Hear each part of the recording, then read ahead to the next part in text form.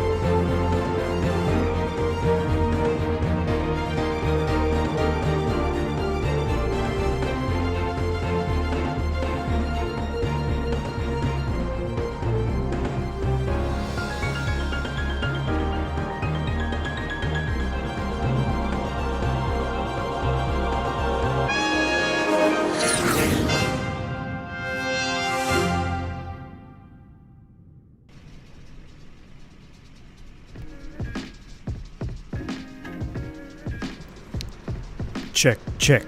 Hello, hello. What is going on, everybody? Welcome back to yet another live stream coming at you from South Georgia, where the rain is falling pretty heavily right now, and I'm hoping the internet holds out.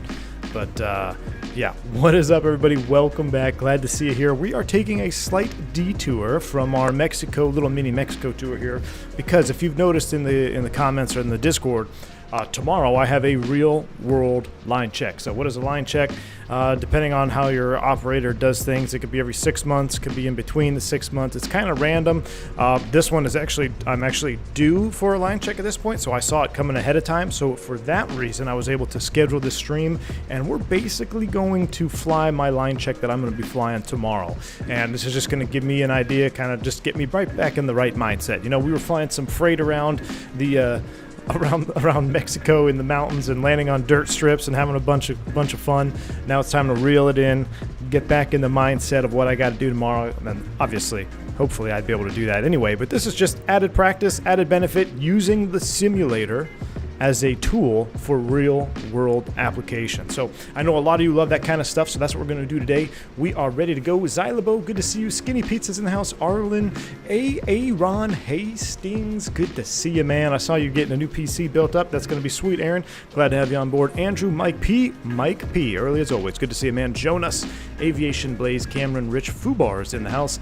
Delta Tango 529, good morning. Watching from plane watching at MSP. Oh, you're up there already. Awesome. I was actually looking at the weather. I was looking at the weather packet. So I'm kind of wishing I did this on VAAL or VSpirit, because we could use the Pegasus software to show you the flight plan and go over Notams and stuff, I might be able to just run a browser tab and we'll go over it. But I was looking at the forecast and weather, which I never do for simming, but do it every single real-world flight, and there is some haze and smoke in the forecast for MSP. So we got a lot to talk about.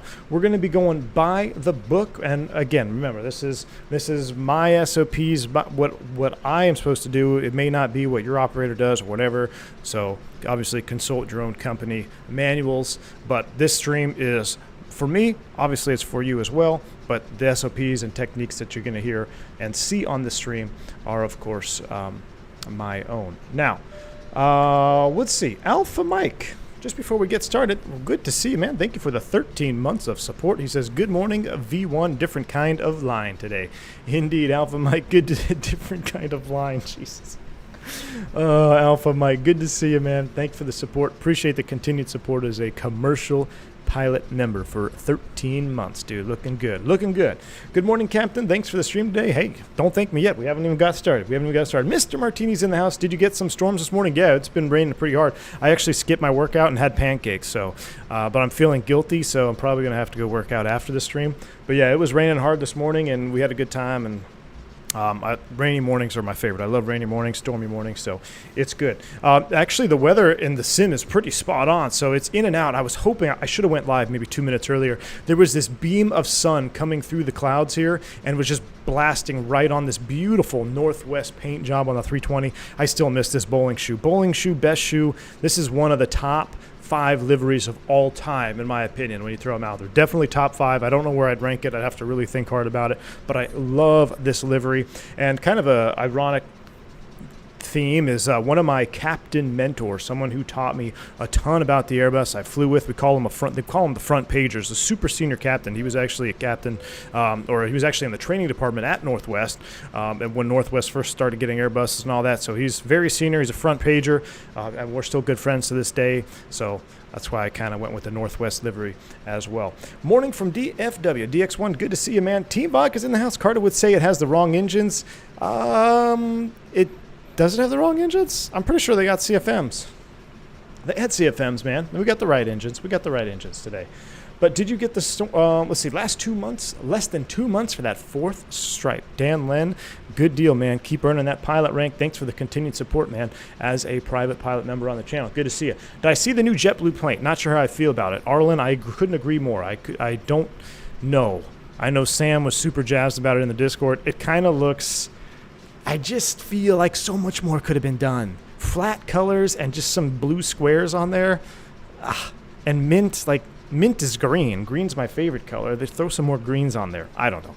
Anyway, we need to go ahead and get this show on the road because we got a longer route in flight. Again, I'm flying the exact same route as well. So now if you notice, we are at, we're in Atlanta Hartsfield. I'm leaving Hartsfield tomorrow, and I chose gate Echo 9, and I did this for a specific reason. So for those familiar with Hartsfield, in Atlanta, Terminal E, there is a Caribou Coffee over here, and tomorrow morning, I fully intend on getting a Caribou Coffee prior to my flight. So that's why I just picked E9, because I want to come over here and get some coffee. Now, obviously, nothing is simulated in this default Zobo, whatever it's called, airport scenario.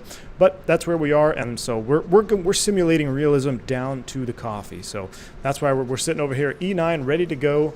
Reset the camera. Let's go back to normal camera view, and nope. There we go. There we go. Here we go. Let's do this. Dan Land, thank you for the upgrade to commercial pilot, man. Very awesome. Appreciate the support, dude. There's some polls that you're going to be able to start taking part in as well. Other coffee emporiums are available, Gina. Speaking of, let me take a sip right now. MSP is landing 3 zeros in real life. Too bad I'm below the 1-2. So landing 3 zeros, good deal. What's the difference between line checks in sim versus real aircraft? Mike P, so the sim is more of a recurrent check.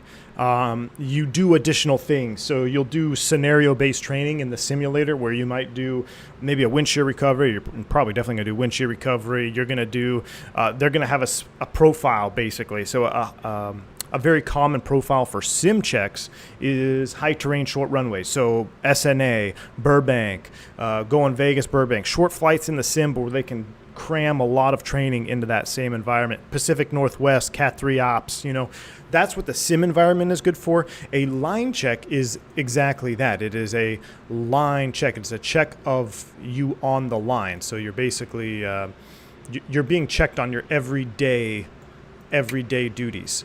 So here we go. We're going to start this from, can I go out here? I'm about right here. I don't think I can go any further. But let's go ahead and get this show on the road, shall I? I'm going to kind of go into heads down mode, walk you through my routine as we get on the aircraft. I'll probably miss some chat messages, but have no fear. We got 2 hours, about an hour 30 in cruise or so to get all your questions answered. All right. Regarding the replay app, Alameda, it's the flight recorder off the Flight Sim TO. All right. So first things first, when you get to the airplane, first thing I look at, and I should probably come to the outside view, is the external part of the aircraft. So I'm looking for a couple things as you come down the jet bridge. Now, I can't get down there right now unless I go in the drone cam. But basically, you walk down the jet bridge, and before I step foot on the airplane, I'm looking out, and I'm looking at a couple things. Number one, I want to see if the wheels are chalked. Are we chalked? Number two, I want to see if we have any hoses hooked up to the aircraft. Did someone mention coffee? I could use about a gallon now. Good morning from a Thai West Coast. Kelly Simmer, that is right, man. You are West Coast early ops. Same with Mike P. Thank you, Kelly Simmer, for the $10 bank angle check. I'm hoping we don't have any bank angles going off on this stream and or tomorrow. Definitely don't want any bank angles going off. But I appreciate the bank angle check, man. Appreciate you. And thanks for tuning in early. Phoenix being stupid, so restarting sim. But he'll be joining you on this flight if you're flying with that sim. It will be a retro deltoid.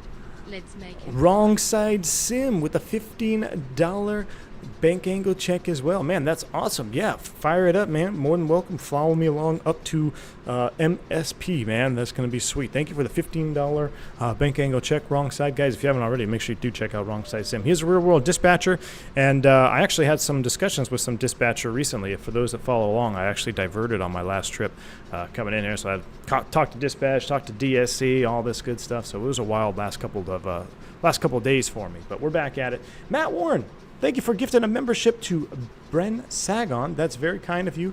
Thank you for the gifted membership. Oh boy, here we go. This is going to be one of those streams where I just can't even get anything going, huh? You're just going to start giving me all this kind of support. Thank you, Matt. Appreciate you. Dan Len also gifting 5 memberships to the channel as well. Roger Dodger, Density Altitude, good name. Atu Shinoi and Kyle Ferris. You all are now members. One of us, Team Green. The chat is already looking green. Absolutely awesome. Thank you so much for the support, Dan Len. Thank you for the added members to the channel. You guys are awesome. Thank you. All right. I need to get back here. Back to focus. Oh, before I even step foot on the airplane, are we chalked? Do we have ground power? Do we have any external air hoses hooked up to the aircraft? You can't run APU air, APU air and external air with the same time. So that is just kind of a limitation. So that's the first thing I check. Once that is done, now I'm onto the airplane. I'm like, okay, I kind of have an idea of what I'm doing. Say hello to the flight attendants. And basically, by the time I step foot right here, it's going to be, oh, Captain, can you get maintenance? Or Captain, can you do this? Or can you do this? Oh my gosh, I'm so tired. Oh my gosh, this is going to be a terrible trip. That's pretty much how the greeting goes. Cool deal. All right, walk in here, walk into the flight deck. Now, depending on where they may be, it could be on the inside of the door, it could be on the outside of the door. You're going to check some airworthiness certificates and some documents. So you're just like you're taught from private pilot days, your Aero PC or whatever acronym you use for your airworthiness, registration, weight and balance, radio certificate, all that stuff. Same deal. We're still checking for documents, not necessarily radio certificate, but all those documents, we want to make sure they're checked. Okay, then we get into the cockpit. So now that we're in the cockpit, do a couple other initial checks before I even sit down. First things first, I'll probably throw my bag here. Now this is an important thing to remember for line checks is your bags must be secured properly, just as they would as you do every single flight. So you want to put your bag on the floor here, and then there are straps. Make sure you strap your bag in. That's kind of one of those things that if you get in the habit of not strapping your bag down, and then you get a line check or whatever, and you don't strap your bag down, it is something that they could debrief you on. Because if you think about it, if your bag like flies up or slides up to the seat, it could theoretically block an egress of the aircraft, which is not good because you're only killing yourself at that point. So it is important to make sure your bags are tied down. So I throw my bag down here, and before I put my bag down, I actually come over here and I go into this landing gear and pins compartment, and we check for 5 things. We should have 3 landing gear pins, main, nose, and we have to have 2 thrust reverser lockout pins. So we want to make sure those are all in there. FCD keys is another name for them. And make sure that the FS Labs little troll thing in there, the .exe. So make sure that is there, and then I put my bag down. That's going to block that view. With my bag secured, and I throw my little EFB bag over here, now I'm going to immediately check my life vest. Pull this thing off, boom, make sure we got a life vest there, boom, make sure we got a life vest here. Even though we're not going over any water today, we need to it's still part of the cockpit preparation check. So making sure life vests are on board, and also make sure they're valid, right? Then I'll come over here and I'll flip up any bins that I can open up here, right? Especially if I'm the first one to the aircraft. Typically, this is done by the first person entering the aircraft, which most of the time is the first officer, but it could be me, and if it's my line check, you can bet that I'm going to be doing it myself, even if the first officer already did it, because I just want to double check. It's just part of the thing, and if I'm being completely honest, I always do what I'm doing right now, even if the first officer's already done it, even if it's not a line check. It's just part of my habit. I want to check, double check. These are things that once I sit down, like I just want to know I already looked at them, right? So I'll open up this oxygen mask compartment here. I will check the jump seaters oxygen. I will check, make sure there's nothing in the cigarette waste disposal, and there's a couple other compartments down here. The ones that aren't locked, they'll either be empty or they might just have some benign things. Fire extinguisher, depending on your airframe's layout, it may or may not be here. And then I'll always check for right here. There's a couple things. This is a fire retardant glove. This is actually required equipment, so make sure that's there. A couple of maintenance cards, make sure that's all there. And then we're looking at the circuit breakers, making sure all our circuit breakers are in. And the best way to do that is to kind of just get on the edge of it like this. And then, I can't really do it because the door's in the way. But then you just kind of look down and you can see all the circuit breakers are in. I'll go up to the overhead here, make sure all these circuit breakers are in. And then now I'm over on this side. And let me reset my camera, and I'll come back around here. If I jump up here. So now I look up here. This is the rain repellent. Make sure the rain repellent is secured. Pop this door open. If you're a member, you probably saw a shorts video a long time ago where I showed you what's inside the secret panel right here. It's super secret stuff. I'm not going to tell you about. Obviously, it's not super secret, but if you're a member, check out that shorts video. I showed you what's in there. Basically, printer paper, tough cutters, zip cuffs, stickers, all that good stuff. And then I finish up where we started. So we started at the FCD keys, which are down here. Last thing I'm going to check, there's a couple other items that like a crash axe for fire escape and all that good stuff. And then I also check the PBE, which is not modeled, but it's a personal, Mike P probably knows what a PBE is. What is it? Personal breathing equipment. So it's basically a box that you open up and you pull it apart, and you can stick it over your head, and it provides oxygen, so you can fight fires with it. That's what it's designed for. So if there was a fire in the cabin, you need to don the PBE so you could portably walk. Maybe it's portable breathing equipment. You could walk down wherever you need to walk in smoke and still breathe and fight a fire with the PBE on. So you want to make sure that is there, and also you want to make sure it's not expired, because they do expire. So when that's all done, then finally I'm going to just go ahead and when I'm standing here, I'll probably check if installed the secondary oxygen mask right there. And then I'm going to sit right here and acknowledge all the donos. Appreciate you guys. Let's go back. Mateo Chewy. 32 months of support. Mateo, man. Cheers to you. Thank you for the continued support. Thanks for sharing knowledge at every opportunity. Mateo. Cheers to you, my friend. I appreciate that. Very kind. I'm glad you're enjoying the content. And indeed, it's going to be a fun one today. Flight Dispatch, the Speedbird himself. The Speedbird's in chat. Flight Dispatch, good to see you, man. 5 more gifted subs. Lauren V2500, Sergey, Tiger Dude, Pege, Nick S, all get additional memberships. You guys are absolutely awesome. Thank you for the support. Shout out to Speedbird. If you just got, here's the rule. If you get a dono from Speedbird or a membership from Speedbird, you gotta spam the Speedbirds. All right. Appreciate you. Thank you again, Speedbird. Provides oxygen or just filters? I think it's it provides oxygen and it filters, right? Because it purges. It's basically what is it called? Like positive pressure. So if there was smoke inside of it, it will clear it out. So it seals around your neck somewhat.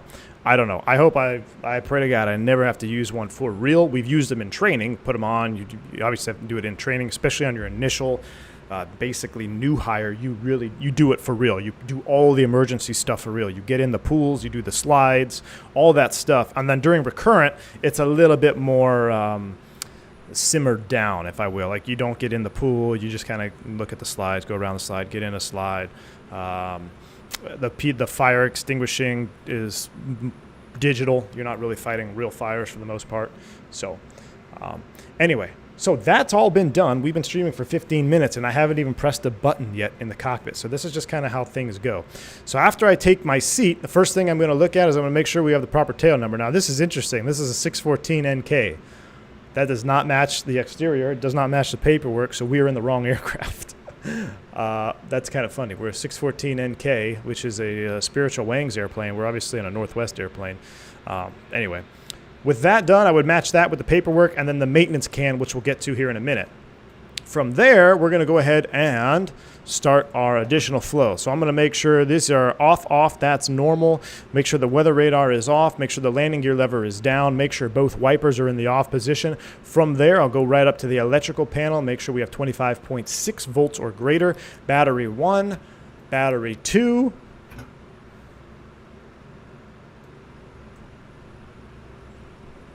And external power. With the external power, I'm going to turn the dome light on. I'm going to let the airplane boot up here for a second. Wrong side says, damn it, DSC, tail swapped and didn't tell anyone. Yeah, wrong side. I may or may not have allegedly seen that happen firsthand before. But, hey, it is what it is. That's why we have multiple layers of redundancy, right? Now, I will be completely honest with you guys, all 296 viewers. There was a time in my career, in my regional days as a young aviator, we did get on the wrong aircraft, and we ended up boarding the wrong aircraft. However, we caught it during the before start checklist, the before start or whatever it was called, basically the same as the cockpit preparation checklist that we use now. I forget what it was in my regional days. That was the first thing on there was tail number, and checked the tail number, did not match. Maintenance ended up bringing the wrong aircraft to the gate, and we just assumed, we just walked on and started doing our thing because we were a little bit behind and we caught it super late. But yeah, that's what happens if you board the wrong tail number. Then they had to jump through a bunch of hoops so we could take it and not deplane. But it happens. It happens. All right. Looks like we're powered up here. We'll clear the caution. With the airplane powered up, now I'm going to continue with my flow. So we have power on 27.6. If I were to do the APU or needed the APU, I would do the APU fire test, or I'd start the APU now, but I'm not. So I'll just do APU fire test. With the APU fire test complete, I'm just kind of doing a general glance over here, making sure ventilation, cargo smoke, we're basically all white lights out at this point, which is normal. I'm going to turn that up, and I'm going to turn this up too here, get some extra lights on. Making sure that's all good, and then with that done, I'm going to jump down here and I'm going to clear that, check the status page. Well, that's because it's still booting up.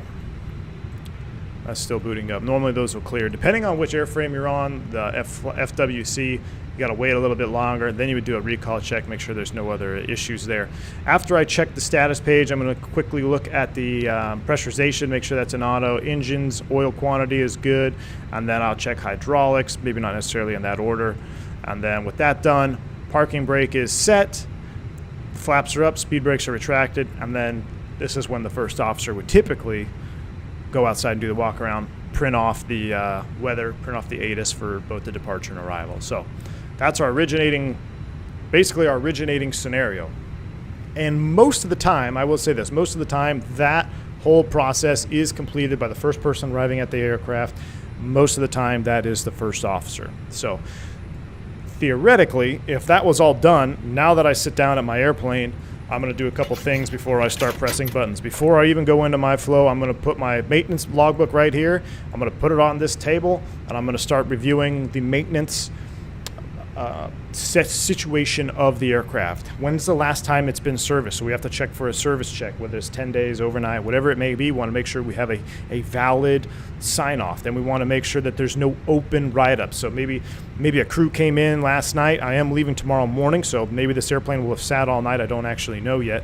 If it has, then I need a couple other things. I need to make sure that there are no open write-ups from the previous flight. I also am going to need a security search form because we're going to need to do that for the first flight of the day.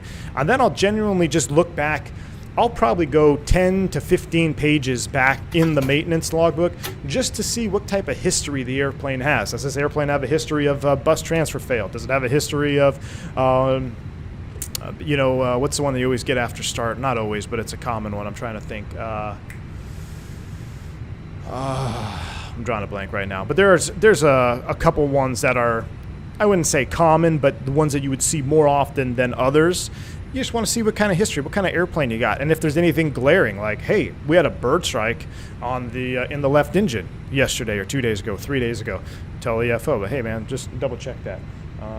It's a spam call right now. Also, servo fault. Maybe it was something with flight control ELAC, something like that. Some type of flight control fault flame. I'm drawing a blank right now. It might have been that one. It's a quick reset. You just do a quick computer reset on it. But yeah, just checking the general history of the airplane. And one key thing too is I want to check, did they open up the fan cowls before I got to this airplane? So, or did they use the FCD keys or the landing gear pins and covers that we already checked? So if they do a maintenance overnight, maybe they just came out of overnight maintenance and I can see that they had the fan cowls up. So if that happens, I'll actually physically tell my FO every time, like, hey man, just double check those fan cowls are closed for me. And especially when you start getting into the other aircraft, the Neos. So the Neo, here's the latches right down here. And if you don't specifically look, it's very easy to miss that these latches are all in the closed position. And you probably remember there was an airplane that blew both fan cowlings open not too long ago. I mean, it was within recent years. Blew the fan cowlings off both of them. I think it was a speedbird. I think it was an actual speedbird that happened to. They blew both cowlings open. It happens. The Neos, the Pratt and Whitneys, they sit super low. You have to really get down and look and make sure they are closed. So it's happened before. It'll happen again. If I know that they were digging around in the fan cowls, I'm going to tell the FO, hey, just double check that for me. Or maybe they did a tire change. Say, hey, just double check. Hey man, they had the pins in the covers last night. Just make sure there's no pins, because even though theoretically I checked my gear pins and covers over here, I don't think it's legal. But what if they have their own pin? What if maintenance has an additional pin or something that they put in there? I'm pretty sure that's illegal because you have to track each pin. They have a serial number on them. But you never, ever know. The last thing I want to happen is go take off, positive rate, gear up, and the gear's not coming up, right? So that's why. You could never be too careful with that.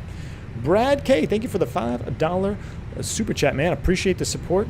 JETS, Jets. Appreciate you. Mr. Martini says, have crews ever gotten in trouble for beverage spills in the cockpit? I wouldn't say in trouble unless you're, was it SpiceJet? Who were those European pilots that were resting their coffee on the thrust levers? I don't know. That was pretty wild. Lauren says there was a Delta Airbus at Kennedy, had one come loose on short final within the last year. Yep. So it does happen. Yeah, it does happen. All right. So all of that, and I know the chat is kind of, I'm not being too interactive. I apologize, but that's just the nature of these streams. We'll have more time to chat in cruise. All right, so with all that done, now I'm finally going to do my initial flow. So come up here, we're going to do cruise supply on, ground control. I'm going to turn that on. Uh-oh. CVR test. We'll go up here, captain purser needs to be in the captain position. We're going to go 1, 2, 3, get the aircraft aligned. Time to alignment, 8 minutes. Depending on the type of FWC that is installed, this alignment process will actually take place in the preliminary cockpit prep. So the FO might have already put these in nav mode. This is going to be my leg to fly, so I'm going to put this in auto. It's going to be position 1, making sure the external lights will go no smoking auto, emergency exit lights armed. Cabin elevation is in auto. 2 fault lights there, that is normal. Up to the electrical page, this is one thing we got to do. Let's do a battery test. Now I know it's a Fenix, so it's probably going to fail. So we'll come up here. We are on ground power. Let's turn both batteries off. Then both batteries back on.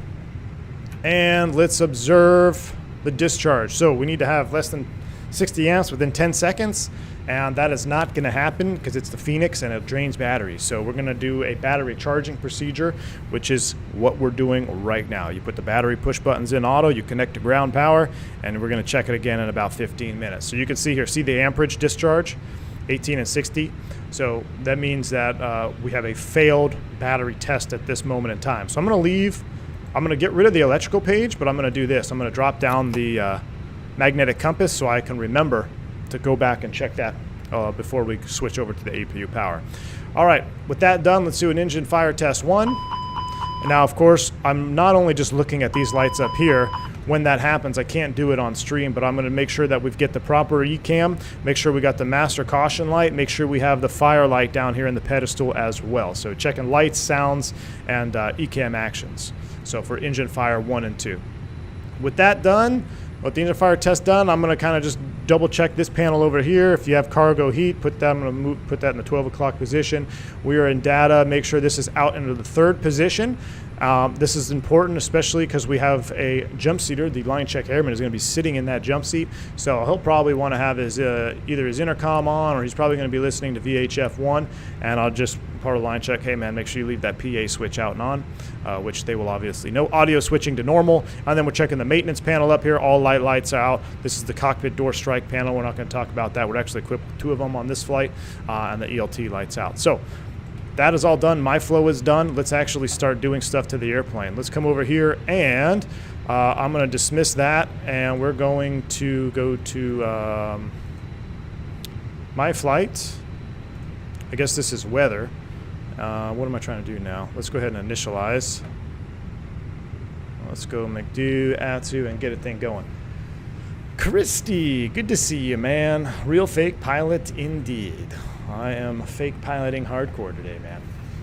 Quick question: what is the captain purser switch? Aaron, that is for who can command an evacuation. If it's in the captain position, only the captain. If it is in the captain pers, that is captain purser, which is the old, the outdated, or I guess I don't even know what flight attendant, the lead flight attendant used to be called. It was actually a different position. It was a purser, the lead purser. Basically, the purser could then command an evacuation from the flight attendant panel in the back. All right, we are NWA 357. Cost index, we're going to do 99. We're filed at 380. That is good. IRS init, I'm going to let it do a full-blown alignment. I actually had a hardcore INS drift the other day on my last flight, actually. I forgot to tell you guys all about it. Our IR2 was going out in flight. I hadn't seen that message before. It's like check IR position or IR drift, and I looked at it, it was like 6, and it was 6.5. I just kept going up. I'm like, okay, so we're losing an IR. All right, let's do a quick weather request. No, I always forget how to do this in this box. It's not the same. They're all different. ATC, no.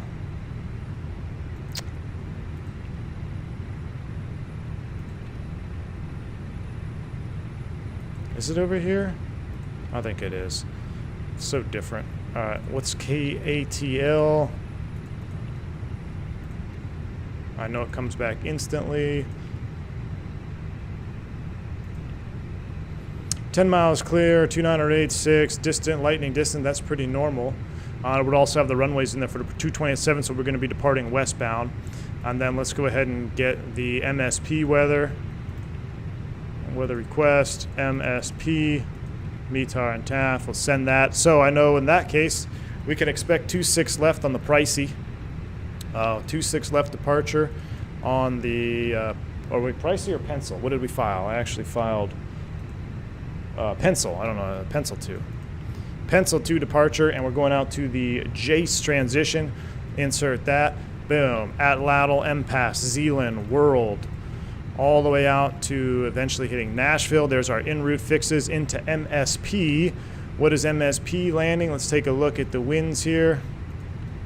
I know AJ said they were landing 30s. Variable at 3. So I am filed and expected on the Blue M4. Let me take a look. I'm looking at my real world charts here. I'll show you guys this as well. But let me pull up the Blue M4 into MSP real quick. Uh-oh, what's that? Blue M4 from the south basically goes that direction. And so as you be 1 2s or 3 0s. 3 0s would make my life easier, but the Blue M4 doesn't go to 3 0s. Ooh, Atlanta Tower's online. Okay, good deal. Oh, we filed 360? Oh no, 380. MSP is landing 30 left. Yeah, so we're going to do MSP arrival 30 left. I'm just going to put in what we have filed. If we have to change it, we'll change it like we would in real life. So we're going to be on the Blue 4. Transition for Blue 4 that we have filed is Minoso. So let's pick Minoso out of here, and that's going to go. Do we have an approach via for this? Let me look for 30 left. I'm going to take it out to Hasty just so I have the full ILS available. Hasty, and we'll insert that. All right, with that in there, go constraint mode, hit the magic barrel ref key, plan mode. Let's take a look at our flight plan here. MPass Zealand all the way out. Here's our arrival. Oh, so it connected. This is okay, so this is something we need to check. Let's go ground. Nope. Oh, let's get out of here. Let's go Navigraph charts. Fireflyer 1002 has gifted 10 more memberships to the channel. Fireflyer, thank you so much, man, for the gifted memberships. Appreciate you. That's very kind, very generous. If you pick up a membership from Fireflyer, make sure you guys shout out and say thank you. Appreciate that, man. That is very kind of you. Thank you, thank you, thank you. All right, Blue 4, I'm going to star that. Now, this is something we need to look at here, and this is a gotcha. Not a gotcha, but it's something you need to be aware of, especially for y'all VATSIMers out there. All right, so here we go. We do have 30 left transitions coming down the Blue 4. So, first off, we have to, which fix is ours? For 3 zeros, then on track to Hapton, expect RNAV, RNP, or ILS. So, our last fix, according to what we filed, is Hapton. All right. Now, we have also an approach loaded in the box, and the real airplane does the same thing. So if I look at our approach for the ILS 30 left, which is right here, we'll start this one as well, and we should probably start boarding. Let's go ahead and start the boarding process real quick while I'm sitting here. You see, Hapton is a transition. So Hapton can indeed be synced up, and you could fly a constant LNAV path into your vertical profile and land on 30 left. However, the way the aircraft is filed, and we don't have an actual clearance from ATC to descend via the 30 left transition yet, it is good practice to put a discontinuity in here. Now, I should have picked the Hapton transition, and probably should have done that to begin with. But what I'm going to do is I'm going to put a manual disco after Hapton. How I'm going to do that, I'm going to put a T right here. I want to board both. I'm going to insert that, and then I'm going to clear that T out. I'm going to reinsert. So now if we look at our ND, I have the arrival that ends at Hapton, and then I have the full-length ILS. If I need to go in there and do an approach via, I can do it when I get cleared from arrival or approach. But right now, this is technically how I need to be filed. I am expected to have received in a clearance before Hapton, but I got to put that manual disco in there. All right, with that done, let's go ahead and do a quick secondary here. MSP to MSP. Close that. MSP. Now let's do this. Secondary arrival. If I pop one off of 26 left, where are we coming back to? The longest runway in Atlanta is going to be 27 right. So if we pop one, we're going to come back to 27 right. I don't think there's an ILS to 27 right, though. Oh, what am I doing? I already messed up my secondary. Atlanta, jeez. Atlanta is here. Thank you. Now I can redo this secondary. See, that's why we practice. Make sure you don't do that. Never done that before. All right, ILS 27. Nope. ILS, nah. Oh my gosh, this box is painfully accurately slow. It's driving me nuts. Arrival 27 right. 27 right, no star. Cool. So secondary flight plan is in there. Perf data, we'll go over here. If I have to do it, what did we say the current altimeter is? 29 or 88, so we'll set 29 or 88 right here. Temperature off the ECAM is 23 degrees, and winds are pretty much null right now. The barrel for 27 right. 27 left is more useful for sure, but if I can come back overweight and I ball one up, the FAA is going to be like, so why'd you land on 27 left when you could have landed on 27 right and you had 3,000 feet more extra runway? Oh, pilot error. Let's go in the report, and then mentor pilot will be talking about me and be like, well, these pilots were not very smart. They selected 27 left instead of 27 right. That actually sounded more like Sean Connery than mentor pilot. And no shade to mentor pilot. I love his videos. I watch his stuff all the time. 27 right mins are 1185. 1185. So that's going in the secondary. Done. RadNav, nothing to hard tune today. We put Atlanta here in the primary GPS position. Perf data. We'll leave that blank. Init B. We can go ahead and do this from the EFB. So I'm going to close this out. And the recording will be on VAS Aviation. Indeed, it will. Indeed, it will. All right, weight and balance. What do we have? 25.3 and 30.0.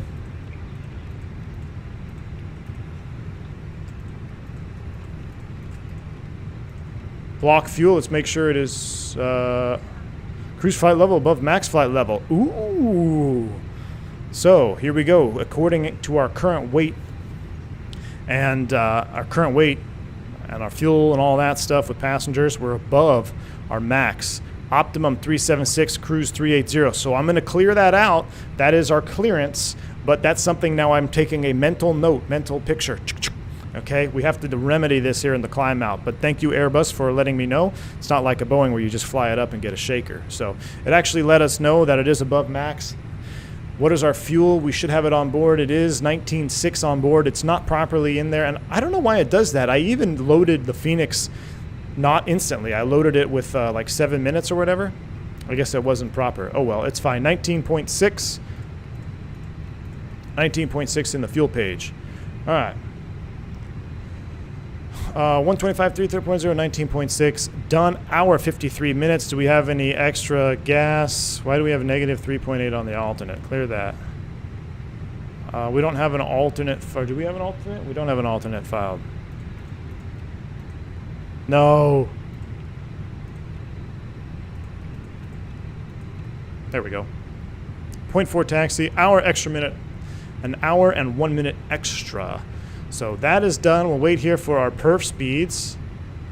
And we'll put this back here. All right, let's do another battery check. So I'm going to pull up the electrical page. You see our amperage is at 0. Let's go ahead and do a quick battery check. We'll go off and then back on. And we should see, look at that, 7 amps, less than 60, decreasing within 10 seconds.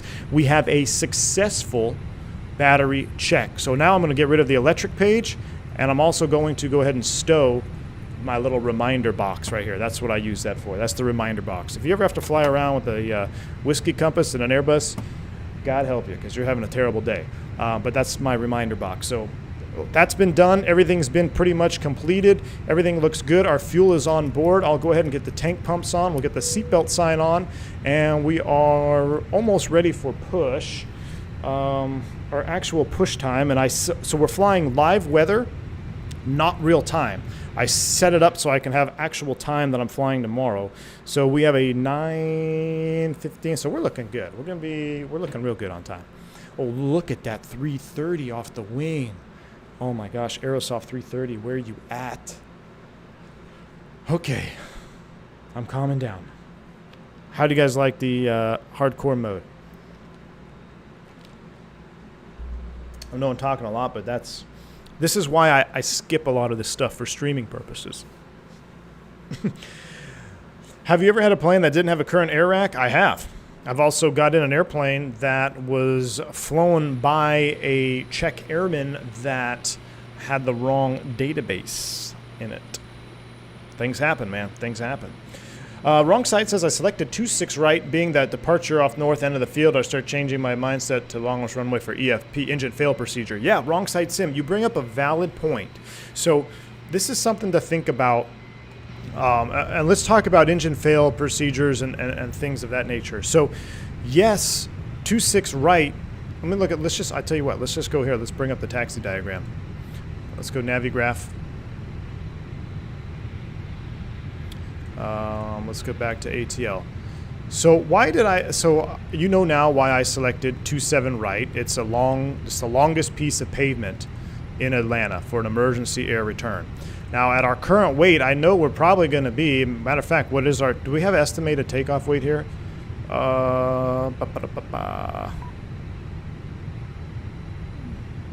Zero fuel mass, it probably has it right here.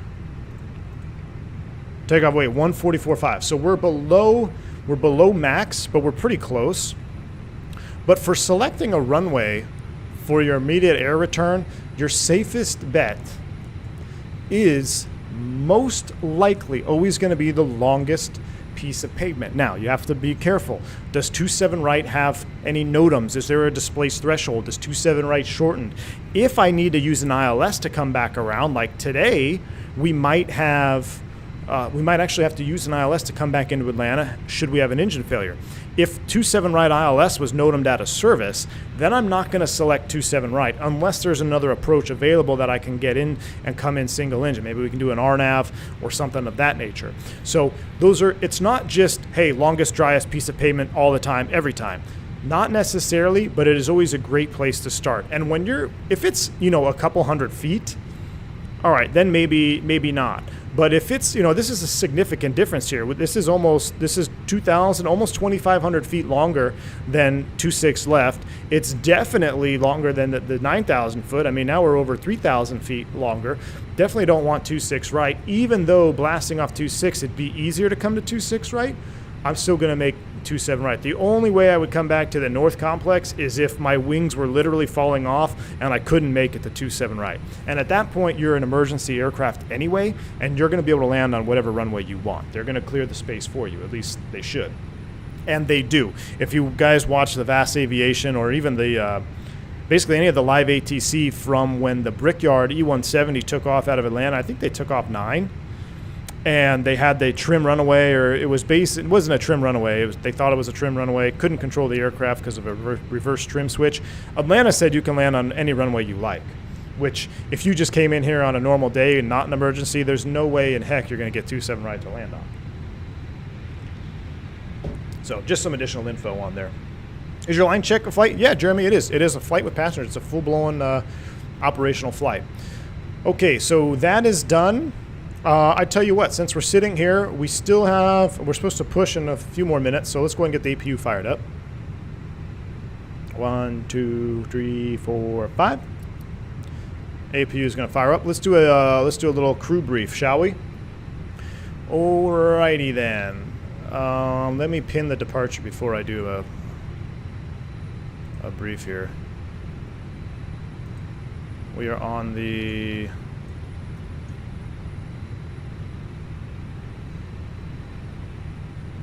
pencil. What did we file? Oh, I gotta call Atlanta Tower. I forgot ATC's on. Good deal. We did file the pencil 2. All right, let's do a mini brief, or not a mini brief. Let's do an actual brief. There we go. Start chart. Those are the only 2 I want right now. Okay, so first things first. Let's assess any threats. Do you have any threats to the chat? Do you have any threats for me today? We've got some low weather. We have a clean book, clean airplane. There's no MELs, CDLs. There's no OEBs or operational bulletins regarding this tail-numbered aircraft that could affect the safety of this flight. So nothing to concern about there. Weather is a threat. We've never flown together. That's a threat. And me, I'm always a threat, right? I'm just kidding. So if there's no threats, then we'll go ahead and get right into the brief. It's going to be a left seat departure. We're in A320. We're in tail, this one, 614 NK, which that obviously wouldn't be correct because we're not in that tail, but It is what it is. 320 for tail strike avoidance. We're going to plan to go taxi out to runway 26 left for departure. This is the first flight of the day. We need a minimum 5-minute engine warm-up, so we're going to do a 2-engine taxi to make sure we have our warm-up time for 26 left. No hotspots to cross here on our way out to 26 left. Emergencies prior to V1, it'll be my decision to reject. I will bring the aircraft to a complete stop. I'll put the parking brake on. I'll call flight attendant stations. I'll analyze the situation, call for any ECAM actions or the emergency evacuation checklist as required. And you will do your thing according to SOP procedures. If we have an engine failure or fire after V1, we have a complex special procedure to follow. Basically, it reads, if you are above 1526, we're going to just fly the SID. If we're below 1526, we're going to speed up, clean up 2,000 feet. Which is actually in this one here, it's actually going to be like 2046, I think. I don't know why I put that number in there, but it's not going to matter, hopefully. 2046, we'll speed up and we'll fly heading of 270, 275. And then we'll come back around. We've already talked about our air return. It's going to be 27 right, barring something else. Awesome content and perspective. As a passenger, I would advise skipping the Chinese food as well as your remarks about extra gas giving me PTSD. Who was that? 10 has tipped 10. Hey, 10, 10, appreciate the bank angle check, man. Appreciate the advice. Yes, I will not be having any Chinese food in MSP, in a MSP. That is for sure. Now, there is a little donut station down there that's pretty good, which I might pick up a donut for the flight pack, but that's neither here nor there. Appreciate the support, man. Very kind of you. If all goes as well, though, we're going to be on the Pencil 2 RNAV departure. We got our PDC clearance. We got a climb via maintain 10,000 feet. We'll put 10,000 feet here in the box. We got a squawk code of 2240. This should have been in there. This is why we brief. Got a good squawk, 2240, 10,000 at first altitude. And we got a restriction at 250 knots there. Zealand shouldn't be an issue for us. No other restrictions on the SID. If that's all, you don't have any questions, comments, concerns, let's do a B4 or a cockpit preparation checklist. Cockpit preparation checklist, maintenance log, tail number, onboard check, gear pins, coverage, move signs, on and auto, ADIRS, navin, fuel. Required for takeoff, 18.6. We got 19.6 on board. Altimeters 2988 is set. EFB check. Cockpit preparation checklist is complete. All right, let's go ahead and get out of here.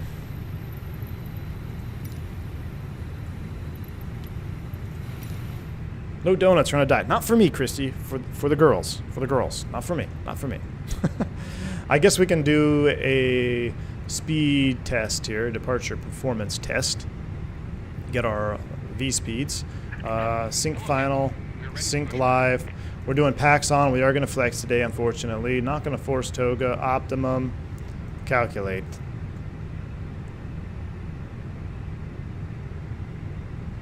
Bum.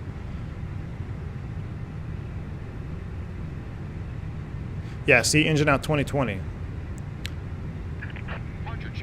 Flaps 1, flex 58. Got to flex today, unfortunately. So it's 2020 for engine out. And what else we got? 2020, 2020. So 35, 40, 40. We need a flex icon. Nah, no flex. No flex icons, but we have to do it. Flaps 1, flex 58, and we're 2020 on all of these, which is basically 2,000 feet, right? I want to go, I want to go nose right, tail left. All right, let's dismiss that and chocks. So, come over here, we'll come over here, we'll go ground services, we'll go here, here. Oh, shoot. Hey, Captain, you ready to pull ground power? Yeah, rip. Hopefully we just didn't electrocute the ground crew guy. We pulled power without pulling the, putting the switch off. That's a no good. That's no good.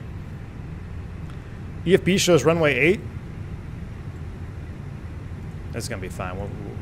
We'll be fine. I hate doing it this way anyway because it's not really accurate to what we do. Oh, it does show 8. 26 left. Let's see if it's any different. It's not going to be that much different. Stand by on the brakes. Oh, it is different. 47, 47, 49, flex 67. Wow. Whoever said that, you just cost us more flex. You just cost us more flex. So everybody blame Rohit Behave or Beehive. Release parking brakes. Hang on down there. What do we got? 47, 47, 49.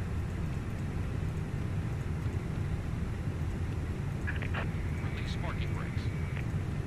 47, 47, 49, flaps 1, flex 67. Ban him. He should be banned. Now we're basically just taking off in climb thrust. Cockpit ground, you ready for brakes release? Stand by. Don't be rushed. This is good training. Before start checklist. Windows, doors, and slides. I got to do this for Release parking brakes. VATSIM purposes. Windows, doors, and slides. Close and arm. Beacon on. Thrust levers. Release parking brakes. Windows, doors, and slides. Close and arm. Beacon on. Thrust levers. Idle. Parking brake. It is on. Before start checklist is complete. Cockpit ground. Brakes release are clear to push. All engines clear. Start at will. But the fuel saving and engine preservation, I know, in Microsoft. I cannot wait to save fuel and preserve my engines here. Can you bribe the line check guy for a Toga takeoff? No, but maybe we can come up with an. So, what do you guys remember are the? What do you guys remember are our Toga factors? So there are several factors that would require a Toga takeoff. Do you guys remember what they are? Actually had to do it the other day. Lauren, it doesn't work. Every time I do it, I get told to squawk mode C, Lauren, every time. I'm not falling for your trap again. Every time I put it on auto mode, every single time the controller's like, I can't see, squawk mode C, please. High altitude, short runway? No. Good try though, Mike P. I like the assertion being first. And I should say, Mike, if the calculations say it, it will probably be a high altitude, short runway scenario, but not every time. Because you could take an empty airplane off a high altitude, short runway and still flex, believe it or not. Wet runway is one, absolutely. Wind shear is another. Payload, not quite. Altitude weather, that's really generic. So wind shear, wet runway, swarm. Man, look at swarm 35. Swarm wins this here. Set parking brakes. Brakes are set, clear, disconnect. So within 10 degrees Celsius is the one that everybody seems to forget. So if your flex temp, let's say you get a flex temp of 42 and the outside air temperature is 32, you're not going to flex because the window is too close from the outside air temperature to the flex temperature. So in that case, you would then automatically just go to Toga. You don't want to have one engine spooling up and the other one not. So that's the other one. But yes, contaminated runways, wind shear advisories in effect, plus 10 of your flex temperature, and if there's an MEL or some type of broken item on the airplane that requires the use of a Toga takeoff or maintenance. You know, sometimes I may do it for maintenance. Disconnect. Bypass bin removed. All right, I'm gonna go ahead and do a couple things here on the Fenix tab real quick though. I want to turn off the. Oops, no, I don't want that. I want sim settings, and I want cabin. Traffic. TCAS, I have control.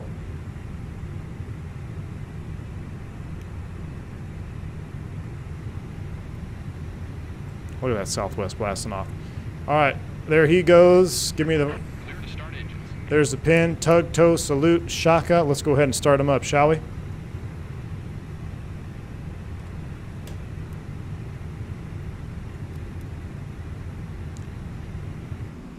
Let's go ahead and start engine one.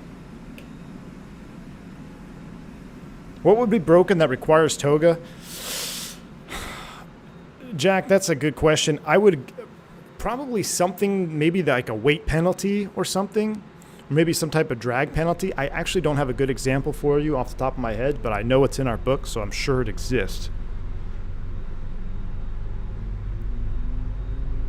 Exceeding max takeoff weight, Leonidas. So your planned max takeoff weight, or maybe if you're heavier than what your max takeoff weight is for your perf data on that flex, theoretically you could rerun no flex numbers, but it is it's not required. You could sit there and burn off that fuel and then take off with flex. So there's several items that require it, no exceptions. That's what I'm getting at, but that is also that's a good point. All right, sounds like we got a good start on 1. Let's go ahead and start engine 2.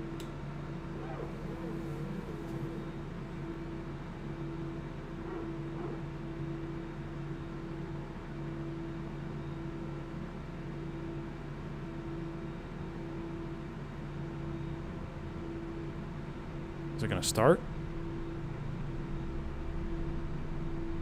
Moist runways.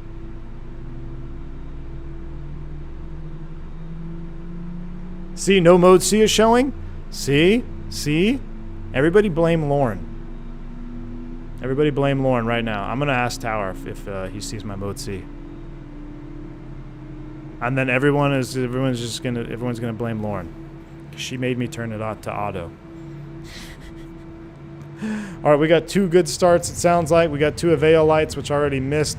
So let's actually do this proper. This is the FO's scenario here. So we'll go here, and we're flap 1. So let's do it from this view.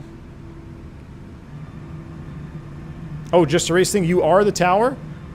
You are the tower? Nice. All right. So let me know. Just a race thing. I'm going to put this to on. I'm going to put it to on. Now let me know if we have mode C.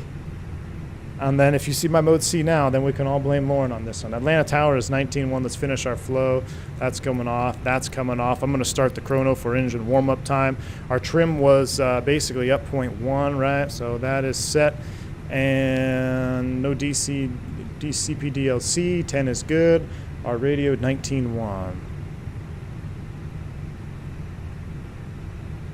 Ah, see, we fixed it. See, Lauren, I told you. Told you, Lauren.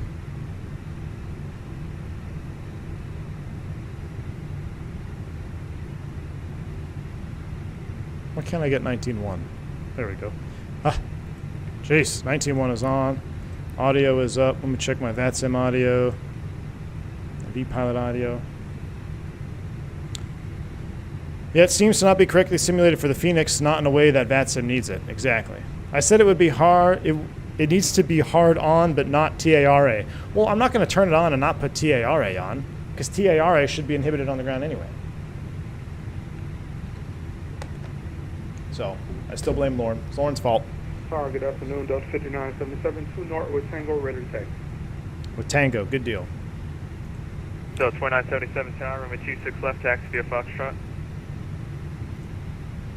26 left via Foxtrot, Delta 5977. Delta 3941. Basically, just turn all your transponder things on. Delta 3941. Turn on all the things. Turn on all the things. After start checklist, analyze soft fuel, electric pumps off, rotor trim 0. After start checklist is complete. Atlanta ground, good morning. Northwest 357 with Tango, 6 Echo, taxi. Northwest 357, Atlanta Tower, welcome aboard, runway 26 left, taxi via Golf Echo. Golf Echo, 26 left, Northwest 357. Golf and Echo. So he didn't tell me to get on Delta, but that would be ramp control pretty much. So we're going to go left on Delta, Golf Echo, 26 left. You guys ready? Why does my view keep setting like way back there? That's interesting. Taxi lights on, brakes released. Speed bed. At 6 Echo, wow, look at the speed bed. Super 7 Atlanta Tower, runway 26 left, follow the northwest, A320. 26 left, we'll follow the northwest, 320. Thanks very much. Speedbird 7. Vamos! Oh, here we go. Sorry if this is not something you want to do right now, but in the fly-by-wire, I can't turn the baro setting on the ice less than 279 or 9er. That's really low. I don't... yeah, I don't know. I don't. That's a lot of scrolling. I'm going to skip that. I'm going to skip that one, Chaos.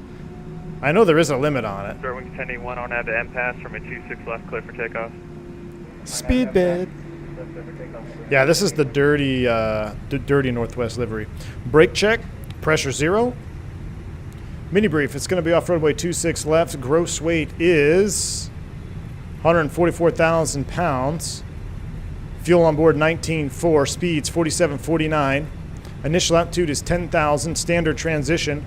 First fix off the ground is going to be RNAV to MPass. No questions. Flight controls. Full up. Full down. Neutral. Full left. Full right. Neutral. Rudder. Full left. Full right. Neutral. First officer will check his, then he or she will work through their flow. That's coming on here. I feel like I just hit a bump. Made me nervous. Everything is on TARA. Everything is looking good. Golf Echo.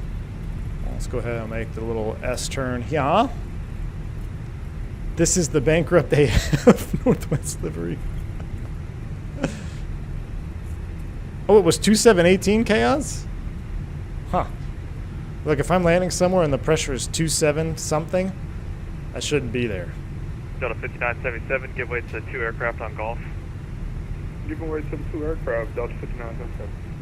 Ah, yes, I love Azobo default airports. So juicy. So good on frames, too.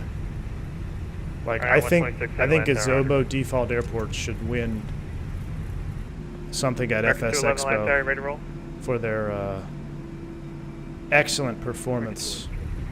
American 211, runway 26 left, taxi via Golf, hold short of Echo. All right, Golf Echo. Echo is the Golf, hold short of Echo. only one to the right, so don't Alright, mess this up. 126 heavy, runway 26 left. Ooh, look at the American spiritual 20 wings. leaving your ramp. Little spiritual wings getting it this morning. Ah, man. Phoenix IAEs. When are we going to get some IAEs? Because then we can do proper V-Spirit ops. We might have to do V-Spirit ops for like a week. We're going to do some V-Spirit ops for a week when the IAEs drop. There's a lot of things. There are so many things that are so close that make me want to just take a week off and fly in the sim. Like, for instance, if any tri-jet was ever released, we'd probably take a week or 2 off and fly. When the IAEs come, we'll probably take a week off and fly. If the Fokker ever 28 gets released, we won't take a week off, but we'll take a couple days off and fly PVA ops. But here we are. All right, there's our 5-minute warm-up time. That's good. Let's do a taxi checklist. FO's going to read it to me. I'm going to respond. Let's try to remember it by memory. Hold on, give me a second. Taxi checklist. Gross weight comparison is complete. Trips, pitch trim, 0.1%, CG set, V1, VR, V2, flex, 47, 47, 49, flex 67 set. Flaps, config, 1+F. Flight controls, check. ECAM memo, takeoff all green. ECAM status is check. PWS is on. TCAS, code set, TARA, cabin crew advised. Mini briefs complete. Taxi checklist is complete. All right, I can see the sign for 26 left. Let's do a lineup checklist. Lineup checklist. Runway 26 left is confirmed. Engine mode selector is normal. Bleeds and packs are set. Lineup checklist is complete. All checklists are complete at this time. Stow your tray table, stow your coffee. We can probably turn this dome light off, and we are getting ready to get out of here. So how are we doing on time? 1:33. 357 on Nav to MPass, runway 26 left, clear for takeoff. RNAV MPass, 26 left, clear for takeoff, Northwest 357. Super 7, runway 26 left, line up and wait. Let's do the super annoying thing, turn on all our lights way out here. It's really good at nighttime. If you just taxi like a couple hundred yards with all your lights on. It's really good for the other pilots who have night vision too. Delta. Phoenix said not to delay on V2 and IE, same as PMDG on their products. Yeah, I know, it's coming. It's coming.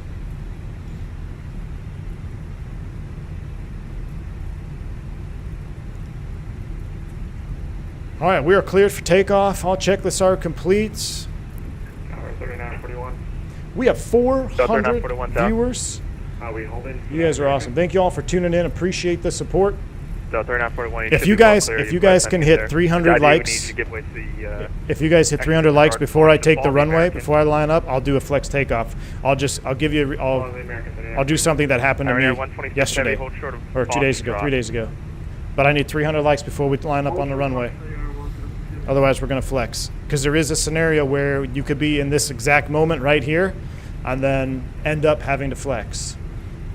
300 likes for the Toga. Sorry, not flex. 300 likes for the Toga if you want it. If not, we'll flex. We shall see, though. Get close as soon as I line up. Because we're cleared for takeoff. We'll probably do a rolling takeoff as well. Oh my goodness, we hit 300 likes. You guys are awesome. So let's say tower came on and said Northwest 357, wind shear alert, 26 right, 15 knot gain. Advise your intentions. Northwest 357, roger. We'll be all right. So we got a wind shear alert on not the immediate runway.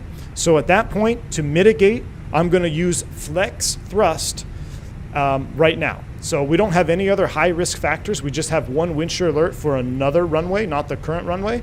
So we're still going to take off, but we're going to help mitigate that with a Toga takeoff, excuse me. So with that said, nose forward on the stick, spool them up 50, and we'll actually juice it from static as well to give ourselves some more performance. Here we go. Let's get those yogas in chat now. Man, I was scared. I thought we were going to have to flex there. Here comes a Toga takeoff. 3, 2, 1, a yoga. Oh, yeah. Man, Toga SRS runway auto thrust is blue.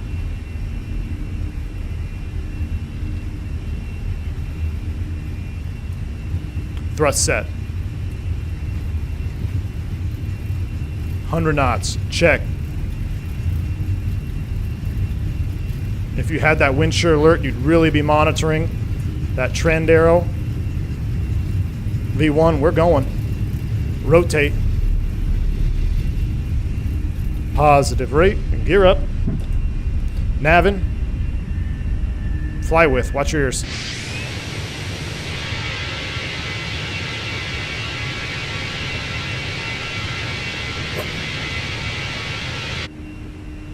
Wow, definitely a little bit choppy here. All right. That was your only fly with. Let's get on it here. Let's actually fly. All right, so there's lever climb. I'm going to come out of the Toga detent. We're in MCT. I'm going to kind of just wait for a... there's our positive trend, so now we'll go into it. Thrust, climb, climb, auto thrust.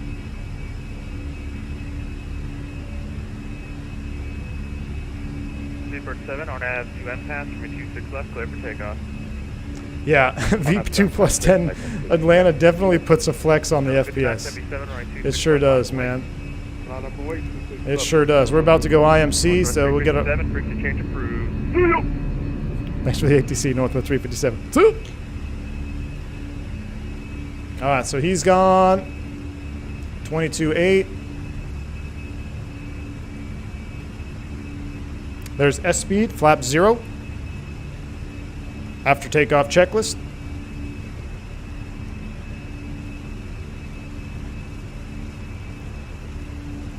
.5, climbing 10. What's our outside air temp? Still plenty warm, 23 degrees.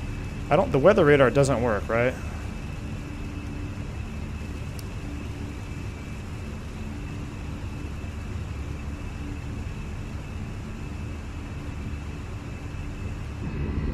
Oh yeah, look at that. That's about what it looks like outside. Definitely some ominous clouds going on here. Let's get back up about 10 degrees, over speeding. A lot of times on this departure, they'll say something along the lines of Northwest 357, delete the speed restriction on Zealand. All right, we'll delete the speed, Northwest 357. Basically what that means, if you hit 10,000 feet, you don't have to maintain 250 knots until Zealand. So what I'm going to do here to help everybody out is, I'm going to keep flying it. But let's go ahead and set 380.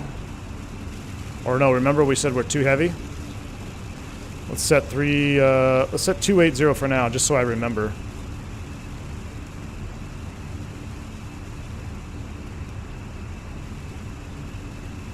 Right on that flight director. Love the rain sounds. I love the rain sounds when you fly in and out. It's so real, guys. So real. You can hear the intensity of the rain. Varying intensities. It's awesome. Alright, there's pretty much nothing else to do. We're going to put autopilot 1 on. Northwest 357, delete the speed restriction at Zealand. So I'll come here and I will go right line select key, and we're just going to delete the speed constraint. Insert that. Speed restriction is deleted.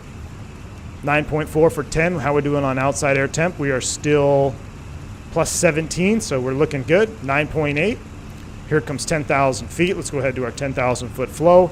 Wing lights, landing lights, turn off light. That's all coming off. We'll do a forward call of the cabin. I'm actually going to pick them up here. I'm going to transfer over and say, hello? Hey, it's me. Just why don't you guys stay seated until I give you a call back, all right? Copy that, Captain. We'll stay seated. That way they know, because just because of the weather we're in right now, I don't want them getting up and out of their seats just yet. So I've notified them they're going to remain seated until I call them back. If I do that, I'm going to start the chrono. That way I don't forget. So if I look down here, 15 minutes later and this is still going, I'm like, why is that still clicking? That's because I'm like, oh, I forgot to tell the flight attendants too that they can go ahead and stand up. So I've got the timer going. They're seated. A couple other things we'll do down here. We'll go secondary flight plan. We'll copy the active. Rad nav, there's nothing to clear out. Progress page, I'm going to put in our destination right now, MSP. We've got 772 miles to go. And I'm looking at that prog page. Look at that. 3.8 recommended, 3.38. So this is when, this is going to be a hell of a breakout view too.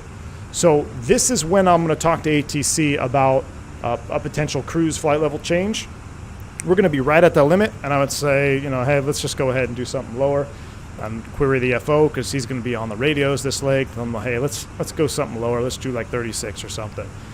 Center Northwest 357. We're a little heavy for 380 today. Can we put flight level 360 on request as a final? They say Northwest 357, Roger, I have your request.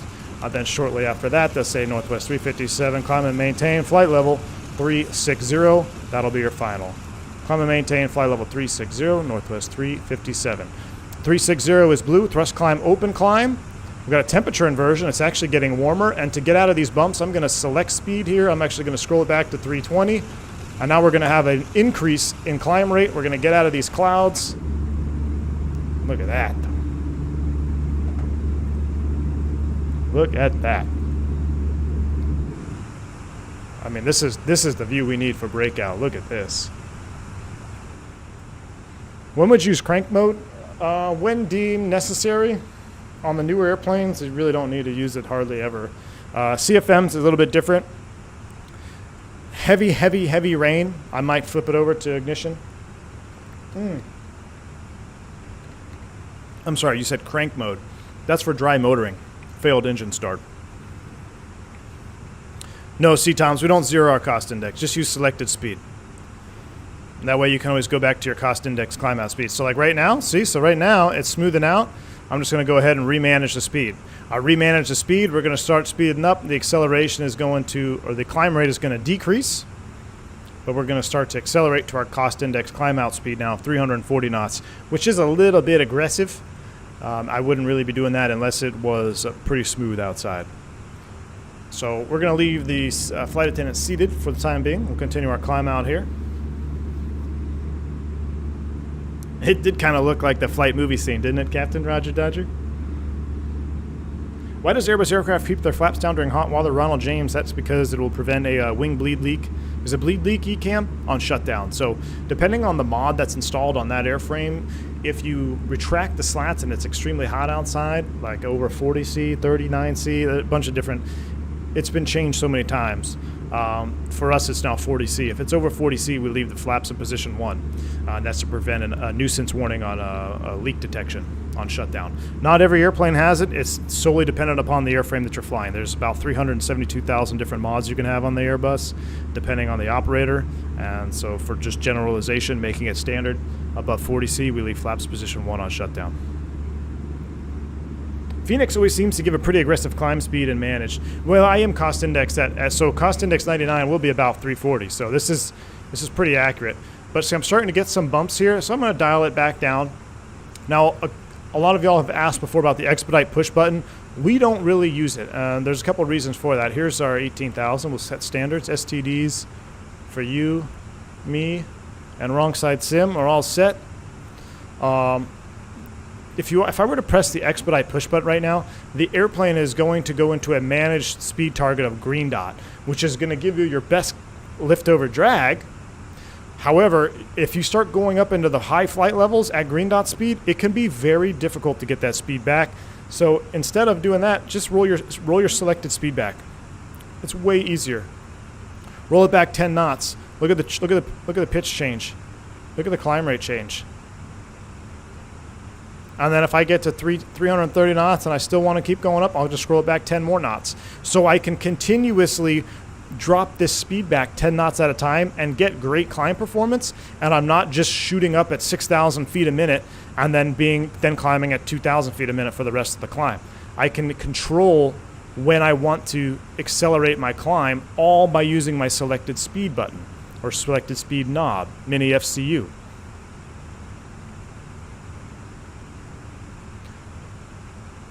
See that? So at 3,000 feet, so I'm doing a nice... Now, if I want to lay off, say there's a big overhang here, maybe there's a thunderstorm that's kind of blowing its anvil top here, and you don't really want to climb through it, then I'll do the opposite. I'll roll the speed back up. I'll roll it up 10 knots and watch what happens. Now we're going to start to not climb as fast because we're using that energy now to accelerate instead of climb. So these are small little techniques. Like, okay, so I want to stay below that cloud. There we go. Let's go ahead and roll it back out. And all by just using one knob. You're not messing with your cost index. You're not jacking around with the expedite push button and trying to figure out how to get out of expedited climb mode. It's just way easier to do selected speed.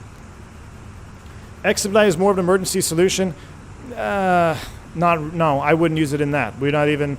You can. There's nothing prohibiting us from using it, but we're trained. Our emergency descent is not to use the expedite push button. You just scroll up, and the best way to do it is literally you just grab your speed knob right here, and you set a lower altitude, pull for open, and crank this up. So even if I crank this in the real airplane, if I crank this to 500 knots, 400 knots, the airplane is not going to let it get past 8.1 Mach in the descent.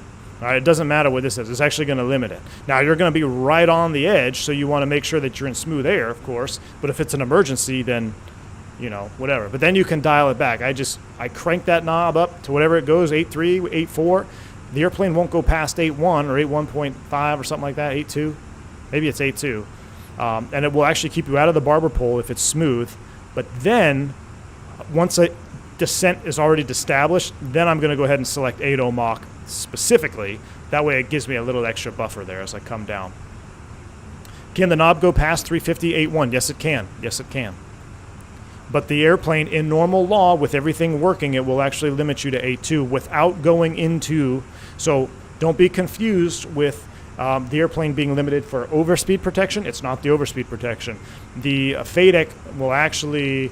And the FADEX and the FMGC will actually prevent you from going past 8.2 Mach in the real airplane. So that will still keep you below the barber pole.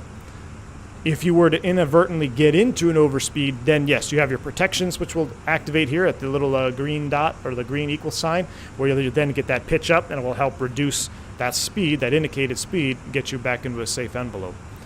All right, right now we are looking good. So it's been about 7 minutes, so I'm going to go ahead and reset the chrono. I'm going to call the flight attendants back. Hey, Captain. Hey, it's me. You guys are good now. Just use caution. Copy that. Sounds good.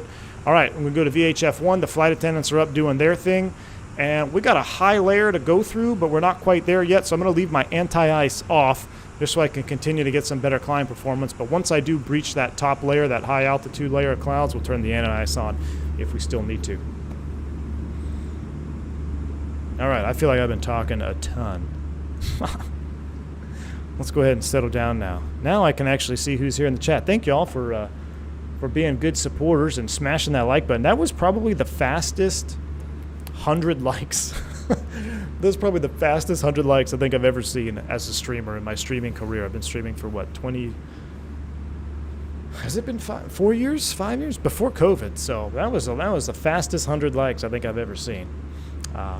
And that was a real scenario. So, again, depending on your airline, you may have other factors that prohibit you from taking off if there's any wind shear at all. For us, we have to have either a runway-specific wind shear, or we have to have a wind shear warning for not our runway and another high-risk factor. So let's say we had a big thunderstorm right at the edge of the runway, and we had a wind shear alert for an adjacent runway. That is two high-risk factors. I'm going to delay the takeoff at least for a couple minutes just to see what's happening, right?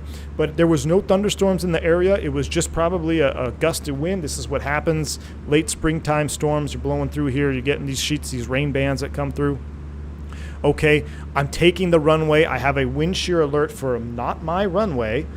Can I take off? According to us, yeah, if there's no other risk factors, let's do it. But let's take into account what we briefed earlier, and that's when can we use a Toga takeoff, and that would be a wind shear warning or a wind shear advisory. So even though our V-speeds are set for flex, you can still use Toga thrust for that departure. Now, ideally, you would have Toga numbers, and And then we can get really complex into the discussion and the calculations and the computations. But all you need to know, especially for sim purposes, is even if you have flex numbers in your box, you don't have to rerun takeoff performance to do a Toga takeoff. You can use Toga at any time you need it, whenever you want it. It's always there available for you. All right, we're starting to enter that high altitude layer of clouds. It's going to be a short one, but we are in the icing range. Let's go ahead and get our engine anti-ice on. And we'll continue to break out. Let's do a little wing view breakout here as we get on top of it. Edge, thank you for the continued support month, 29 months. V1, I sent a pic on Discord for the departure. Let me take a look. Mike P, yeah, no sound mod necessary. Whoever's asking about it, no sound mod, Captain Roger Todger. This is probably one of the best sound sets out there as well. It is a very realistic sound set on the Fenix. You're not going to get any additional, you don't get any cabin noise, which is, I understand the pros and cons of both. Like the fly-by-wire sound set, I think is the most comprehensive sound pack. You're going to get the full immersed environment, especially one that you're probably most used to as a passenger, right? Every time you board an airplane, you go sit in the back, you hear passengers loading, you hear all that stuff. So that brings an immersive environment to you. But as far as engine sounds, like the Fenix does not need a sound pack. Mick Sesh, 6 months. Appreciate the support, man. Love the content. Going to get this bird for Dad's Day. Oh, that's awesome, Mick Sesh. Yeah, absolutely. And Father's Day is coming up, man. You will not be disappointed. You're going to love the Fenix, man. Speedbird. You and Speedbird. Oh, that's cool, man. Oh, dude, that's a great shot. That's a great shot. What are you flying? The Edge? Are you in the fly-by-wire? Oh, yeah, look at that. Looks good, man. Hey, why do you not have a V1 coffee cup there? I'm a little disappointed that you don't have a V1 coffee cup in your picture there. Toga, she's always there by your side. Yes, she is. Watching from Cancun, poolside with a sugary treat. Keith B, I am so jealous of you, man. Enjoy your vacation, man. We got a little pina colada action going on. Pretty sweet, man. Yeah, the weather doesn't work, unfortunately. Whenever I use Toga, the plane personally attacks me. You got to be ready for it. You got to be ready for it. You got to understand what's going to happen. You're going to have more thrust output. You're going to have a faster acceleration. And also, if you were to lose an engine during Toga, you might have a little bit more asymmetrical thrust. So you got to be aware of what's happening when you elect to use Toga. All right, we are still kind of in the tops there, but here we go. This is where the anti-ice gets complicated when you start flying high altitude. So in the climb, with a SAT of -40 or colder, it's no longer needed. So we'll go ahead and turn it off. Now, if I was in a descent, I would need to turn it back on because the engines are going to be at low power. But in a climb with climb thrust and the SAT at -40, we're going to go ahead and turn the anti-ice off at this point, and we're going to continue our climb out to 360. Still a little bit of chop, but man, the sim is looking juicy right now. Mango Tango, nice. Water, good to see you. Finally back from New York so I can catch some streams again. Well, Water, welcome on board to the stream, man. It's been a loaded one so far. I think it's fair to say we've had a pretty loaded stream thus far. Doing a lot of chatting. But this is good, and I said it before, but I do appreciate y'all being patient with me, because when I get into my rhythms on these types of streams where I'm trying to do things not only for your entertainment, but for my refreshment as I go to do this exact thing tomorrow, the chat box kind of disappears, right? Because I gotta, I'm trying to stay on task. What's my briefing? Let me brief. What's next? All the triggers in my mind that I'm going through. So the chat gets neglected there in the high workload, but that's also good for me because it kind of simulates outside distractions, which happen in the real world all the time, man. You'll be sitting there doing a brief, and then someone wants to come up and they knock on the door. You have a jump seater. You got to do this. You got to do that. Maintenance is there, whatever it is. And then you forget where you were. So it's good to we're actually simulating outside distractions by having a chat box. So, but it's good. Appreciate it. Oh, Shaq Oatmeal is in the house. Shaq Oatmeal is the king of I'm going to text you later, but never text you, man. I'm just messing. Shaq, good to see you, dude. What a ride it's been. Cheers to many more. 22 months, Shaq. There's Shaq. Hey, I was going through the chat logs of our King Air stream the other day, Shaq. Dude, I'm sad I missed it. You had some very funny comments, man. You and AJ were just going at it. Appreciate the support, Shaq, and best of luck on your new adventures, man, with Lyft. That's so exciting. I can't wait. Pac-Man056 gifting 10 more memberships to the channel. Absolutely awesome. Thank you, Pac-Man, for 10 more gifted memberships. Kevin Thomas, Dub, Matt Bataglia, RSX. Gotta head out, do your thing tomorrow. Pac-Man, appreciate you so much. Thank you for dropping the love of 10 more gifted memberships. Velociraptor's got one as well. Y'all now, Team Green, one of us. We might have the greenest chat on YouTube. We literally might have the greenest chat on a non-members only chat YouTube. You guys are awesome. Appreciate you.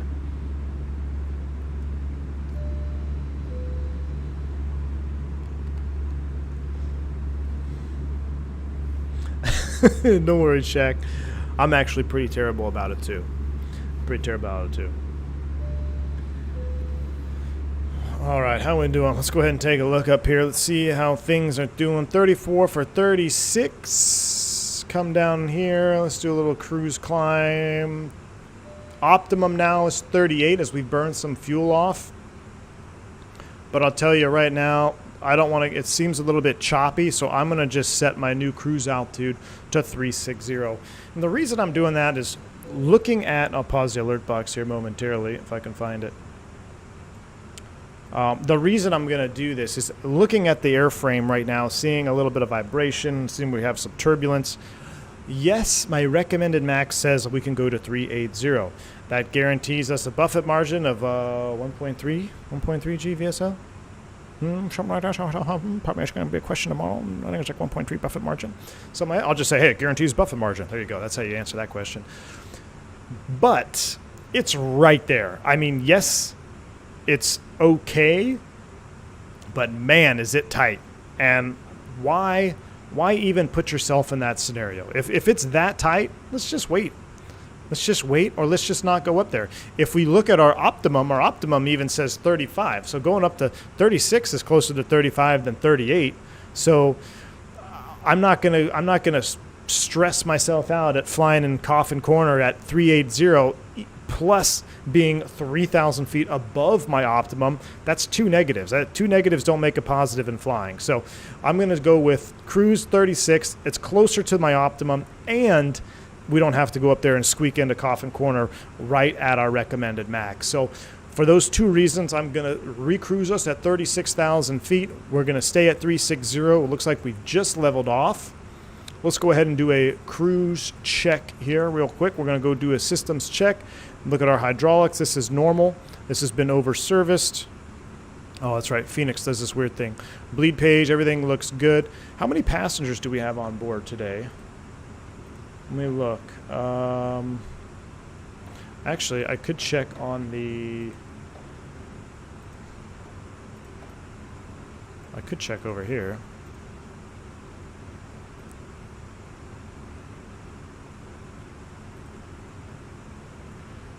$134. So we're below 138, 48, below 148. This is an all-economy class Northwest 320, which didn't exist. But in an all-economy class 320, 148 passengers or below, we can actually do something to help save a little pack life, save a little engine life, save a little fuel. Although I don't know how much fuel it saves. They just say it saves fuel. I'm sure it does. I don't even think it's a measurable amount of fuel that it saves. But with less than 148 passengers on board, let's go ahead and put our pack flow selector into the low position. With it into the low position, you'll see the pack flow control valves now go to low, and that's going to reduce the output of both pneumatic air cycle kits, helping save everything I said, engine life, fuel burn, all that good stuff. And you can actually hear, wow, did you hear the wind? The wind actually went down a little bit. The wind actually went down a little bit. That's awesome, the wind noise or the blower sound. Sometimes I do this. Here's a sneaky, a little sneaky captain tip. So if I'm really cold in the airplane, and it's just, say you're flying, this happens a lot in the wintertime, or when you have an ISA that's extra cold. Right now we're ISA +5, so it's actually warmer than normal. But if you're flying and it's really cold, and I just can't seem to warm up, instead of cranking the temperature selector to 85 degrees and the FO being pissed off, I'll just come up here and just kind of sneakily put that in the low position, and it reduces the outflow, kind of like turning your air conditioning fan from high to low, so it helps not be so cold in the cockpit. 141, Hoba, my bad. 3841, my bad. 3841, 58 for a 321. I'd have to look up those numbers. I think so. I think it's 38. Yeah, 38, 41, 68, 58, 68. I know there's an 8 in there somewhere. I know there's another 8. Everything else looks good here. So I had a pack out the other day. We were pack in op. Pack 2 was in op. Oh, no, pack 1 was in op, which sucked because then we were super cold up front, couldn't heat it up, and passengers in the back were sweltering. So just the way it goes when you have pack 1 out. Electrical pay looks good right now. Everything looks good. Fuel, looks like we got 440 pounds back into our tip tanks. That is pretty cool to see. So that is from the fuel return, IDG fuel heat return. That's putting fuel back into the tip tanks. That's pretty interesting. Wait a second. Is that how it goes? Does that flow back? I'm going to have to dig into the manual. I thought it went back to the wing tank. Interesting. I'm going to have to dig into my fuel schematic on that one. Here we go. Everything looks good. Door pages. Everything else looks good. Wheel temps and pressures. Beautiful. Everything looks good. We've done our cruise checks. Is it smoothed out? Let's go ahead and get our seatbelt sign off. Yeah, it goes back to the outer tank. Okay, so yeah, it is the outers. Yeah, that's pretty cool, Chaos. 168. Yeah, so it's 38, 41, 68. There we go.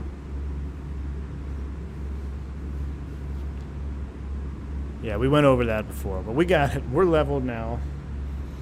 We're leveled. We're in cruise.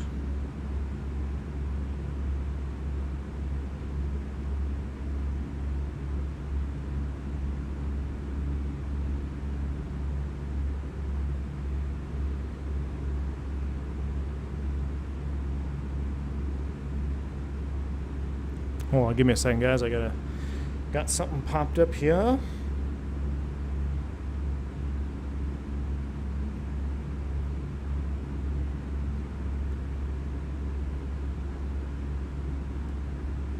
Oh, man. I never saw your wrong side sim if you're still there. I just saw your text, man. My bad.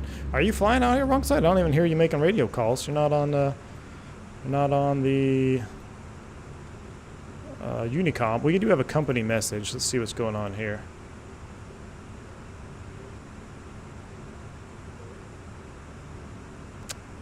Let's see. Were we late? Oh! Delay code. I'm going to blame it on chat for being so generous. Alright, let's go back into the check airman view. So at this point, hopefully the check airman will be like, oh, well, doing a great job so far. Everything has been good. Let's go ahead and let's do the realistic. We're going full-blown realism. This is what it's going to look like tomorrow. We're doing real time as well, so this is the exact sunlight I'll probably be seeing, and that is exactly probably what the check airman will be looking at tomorrow. So there we are. We've completed everything. We're in cruise, and now we can finally chill. Late as always, Christy. Yeah, well, it was. I blame you guys. Do you use electronic or paper logs? What do you mean, for a logbook? I use electronic now. I had paper for a very long time. But I do use paper now. Or I'm sorry, I do use electronic now. Sorry. All right. Now that we're calming down, let's see if we can. We're gonna go over some stuff, but there's some things I want to show you guys, but I'm gonna get some background sounds here, just a little bit of tunes as we settle in, but I want to go over some OEBs and some other documentations that we don't really talk about. Let me turn down the sim even further. There we go. And let's turn this up a little bit. I like this song. This is like, you guys probably heard it before. Uh-oh.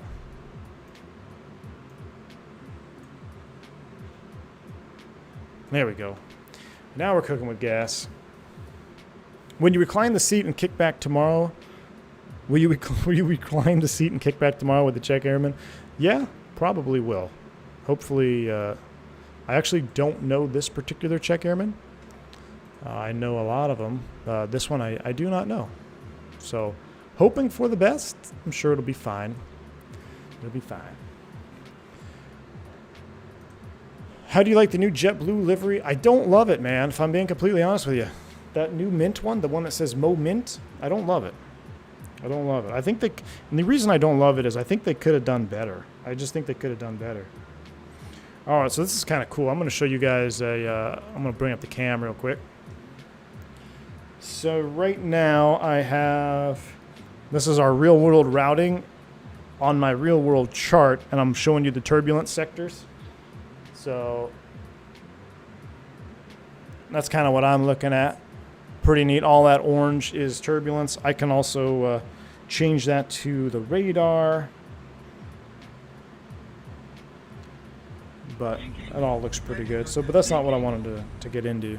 Have a happy line check tomorrow, sir. And ah, hold on. What happened to it? A prodigy. I'm going to replay that one. Hold on.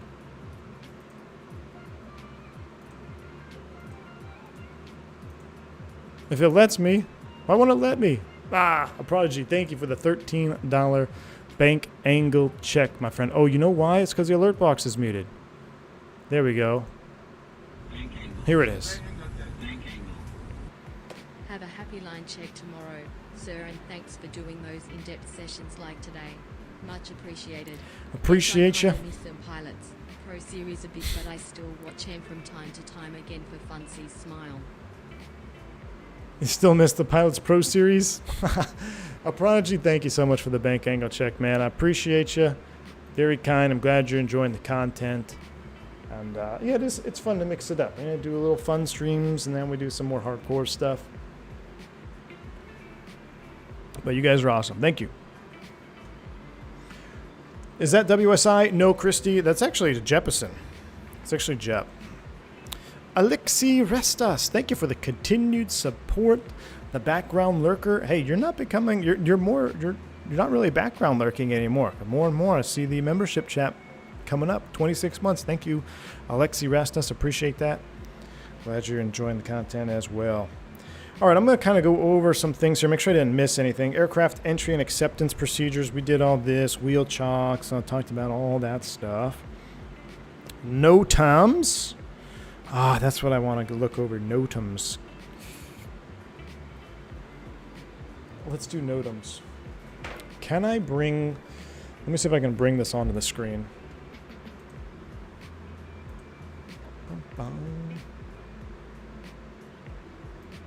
Alright, so that, I'm going to minimize that. Alright, hold on, let me copy this. I'm going to make a, hopefully this doesn't like crash my sim. We're going to add a source.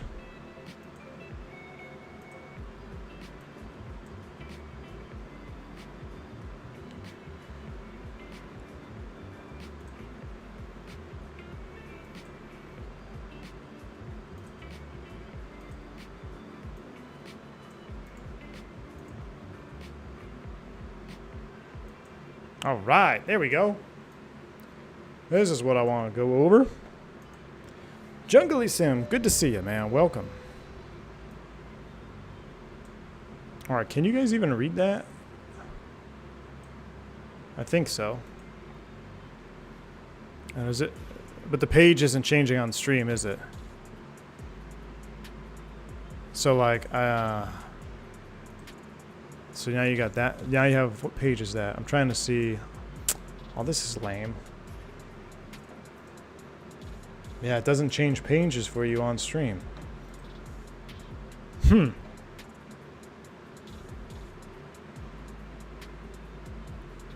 How can I get you guys to see? What if I do a... It's only on page 1, yeah. Give me a second. So I'm going to get rid of that one.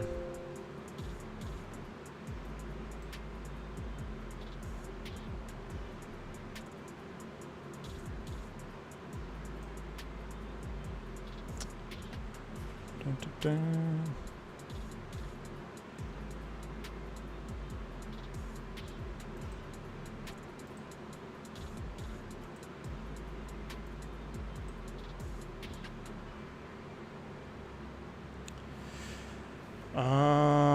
Here, I think this is it. This is a good way to crash the sim, I think. Hey, look at that. We're doing things. Professional pilot series coming at you in the Notam section now. Here we go. Cameron, when did I start simming? FS98. I think that's the one. FS98 had the Learjet or CRJ type thing on the cover. FCOM, FCTM, AFM, where is MMEL located? That'll all be given to you when you get hired at an airline. Mr. Speedbird, dispatching 5 more memberships. I like that. Flight Dispatch has dispatched 5 more gifted memberships to the channel. Appreciate you. Thank you so much, man, for the support. Speedbird, if you just picked up a Speedbird membership, make sure you say thank you by spamming those Speedbird emojis. Very kind of you, Flight Dispatch. Thank you for the continued support. And Jordan Weldum has become a commercial pilot as well. Thank you, Jordan, for supporting the channel, man. Exclamation point. Welcome for your new perks here on the V1 channel. All right. Let's get into this, shall we? Rand. Oh, no. Did I miss something? Rand. Let me... Oh, my goodness. Rand. My apologies. Here we go. We have a Rand Cooley donation as well. Let me replay this. I'm going to have to wait for all the Speedbirds to disappear.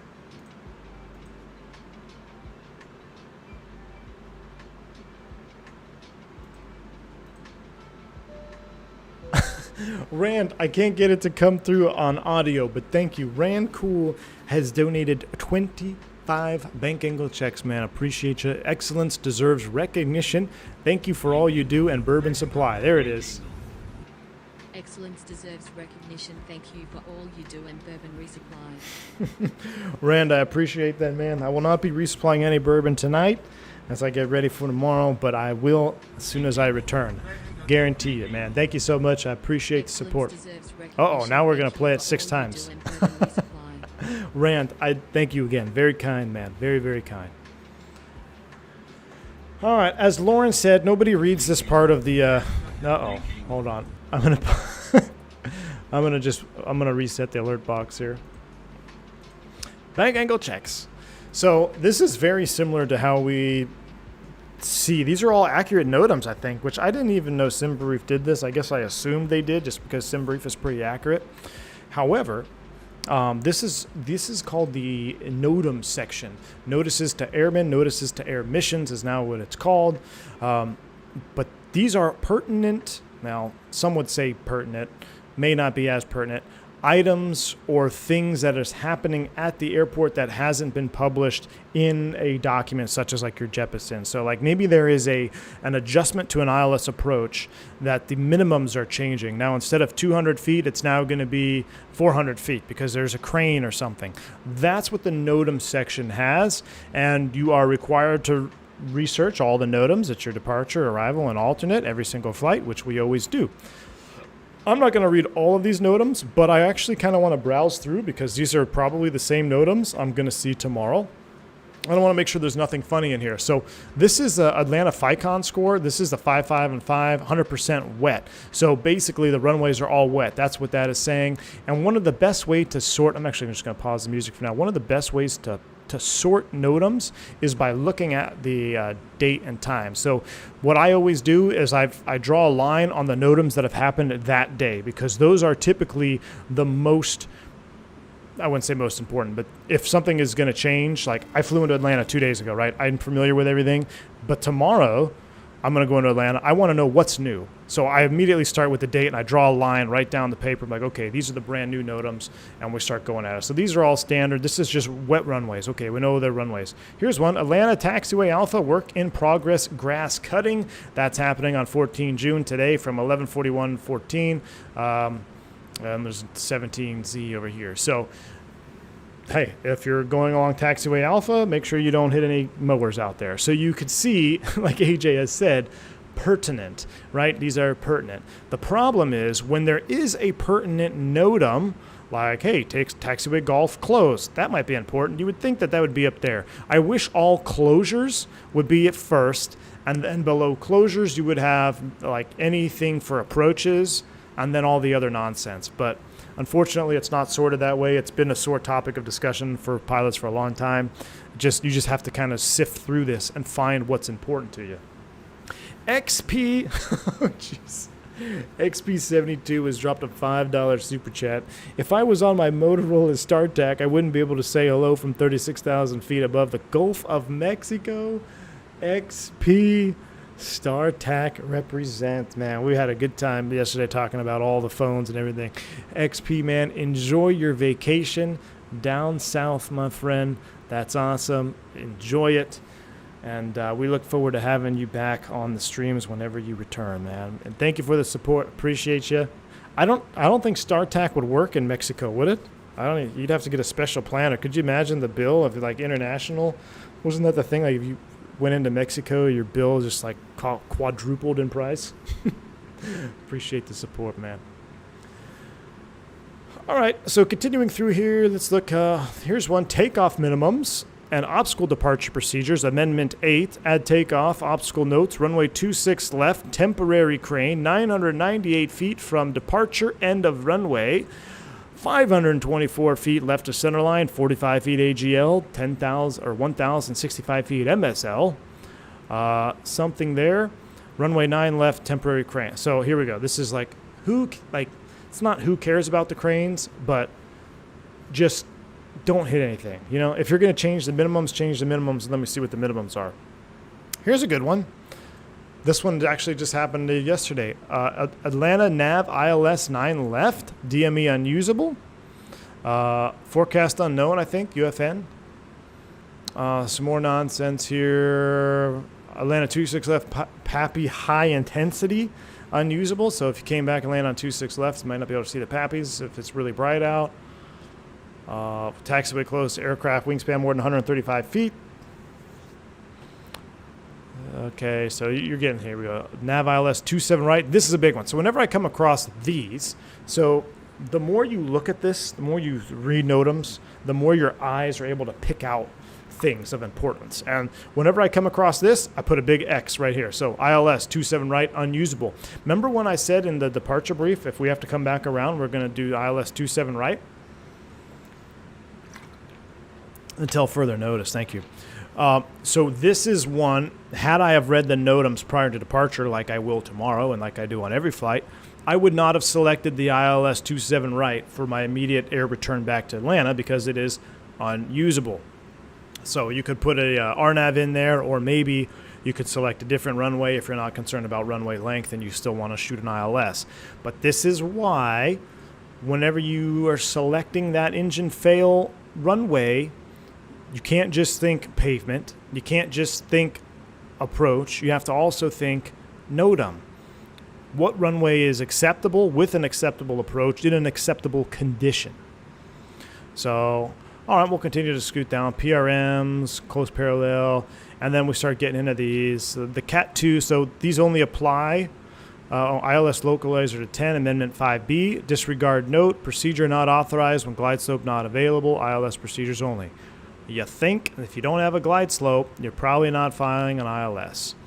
All right, we'll continue on down. What I really wanted to look at was MSP. I'm pretty familiar with Atlanta NOTAMs. I've been flying in and out of there. I have not been to MSP in a few months. So let's take a look here. MSP 12 left, 30 right, closed. Interesting. Charlie 9 closed. Charlie 10 closed. 422, it's closed. Runway surface painted, holding signs, position signs between 4 and 22, non-standard. Okay, nothing crazy here. So what we do want to mark is we want to mark 12 left, 30 right, closed, excluding XNG. What is that?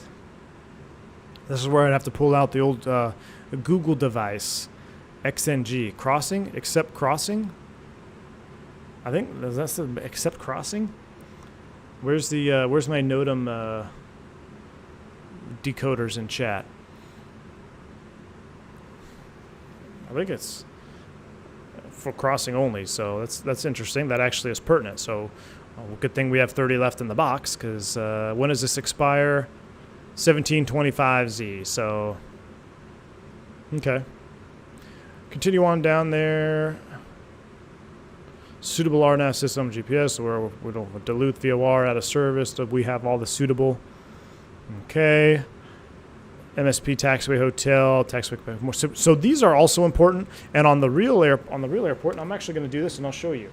So I'm going to pull out my actual iPad that I use for flying, and I'm going to pull up the taxi diagram for MSP, and let's find this. So right here we have some taxiway closures. Let's see if they're going to be pertinent. Now, these 21Z may not be applied tomorrow, but taxiway hotel between Mike and Quebec. Hotel between Mike and Quebec. So there's Mike, there's Quebec. Oh, there's hotel. So I'm going to do this, and I'm going to go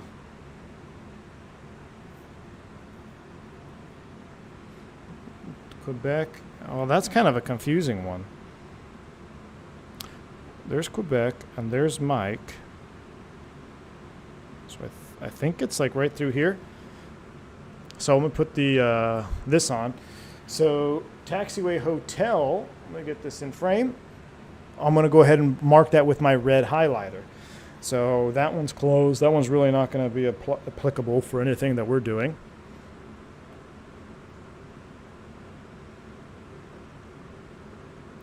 The 350, you mark the taxiways closed on the EFB, and the ND map then shows them closed, but don't forget to do that on Jet2. Gustavo, that's awesome, man. The 350 is just, oh man, I would love to have a highly detailed 350 in the sim.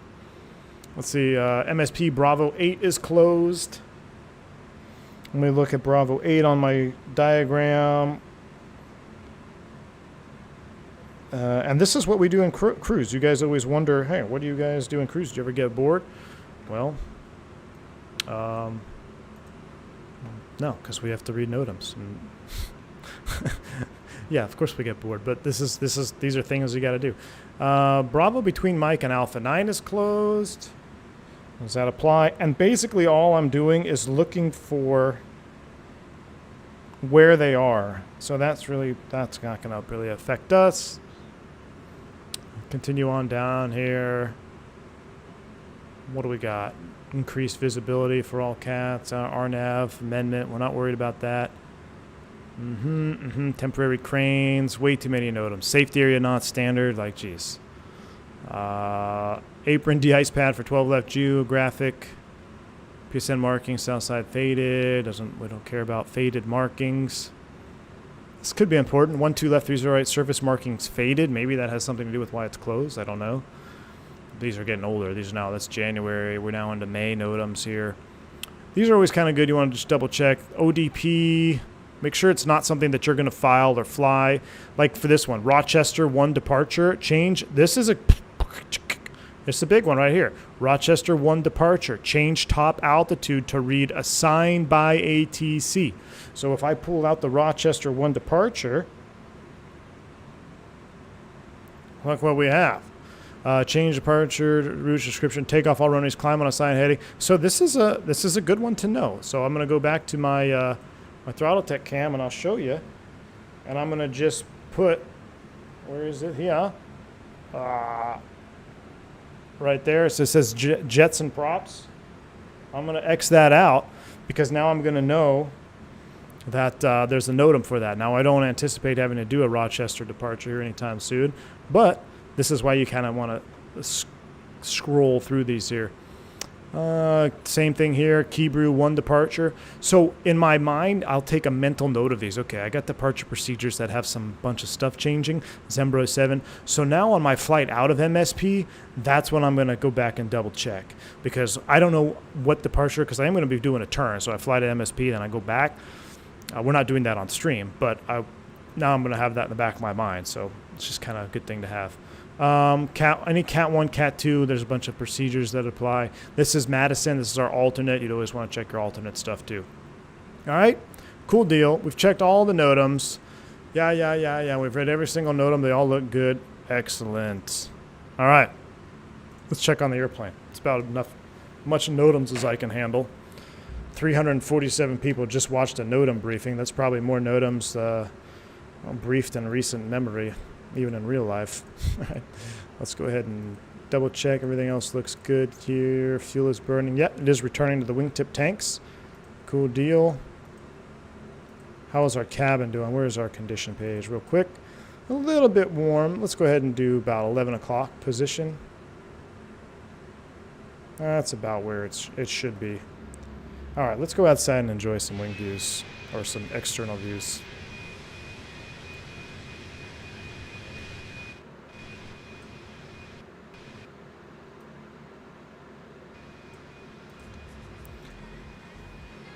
All right.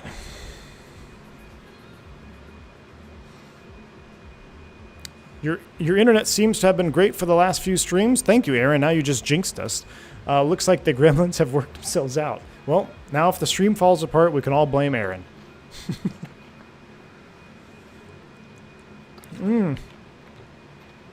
AJ says, and when you're bored of that, you can check fuel burn accuracy. Yeah. That's another thing. We could do fuel burn accuracy checks. Now, this flight isn't over 2 hours. Is it? Over 3 hours. So flights over 3 hours, you got to do some hardcore fuel hacks. But we're under 3 hours, so we can skip that. Now, in the real airplane, I always print out the in-flight fuel burn. Hardcore stream is interesting as well. How often do you have to do line checks and recurrent sim training? Mike P, thank you for the $10 bank angle check, man. Appreciate you. Great question. So speaking to the U.S. specifically, because I'm only familiar with that, this can be different across the globe. In the U.S., there are two major systems of recurrent. You have traditional, and then you have what's called AQP. And AQP basically takes your recurrent training and makes it quarterly versus traditional is yearly and at the 6-month mark.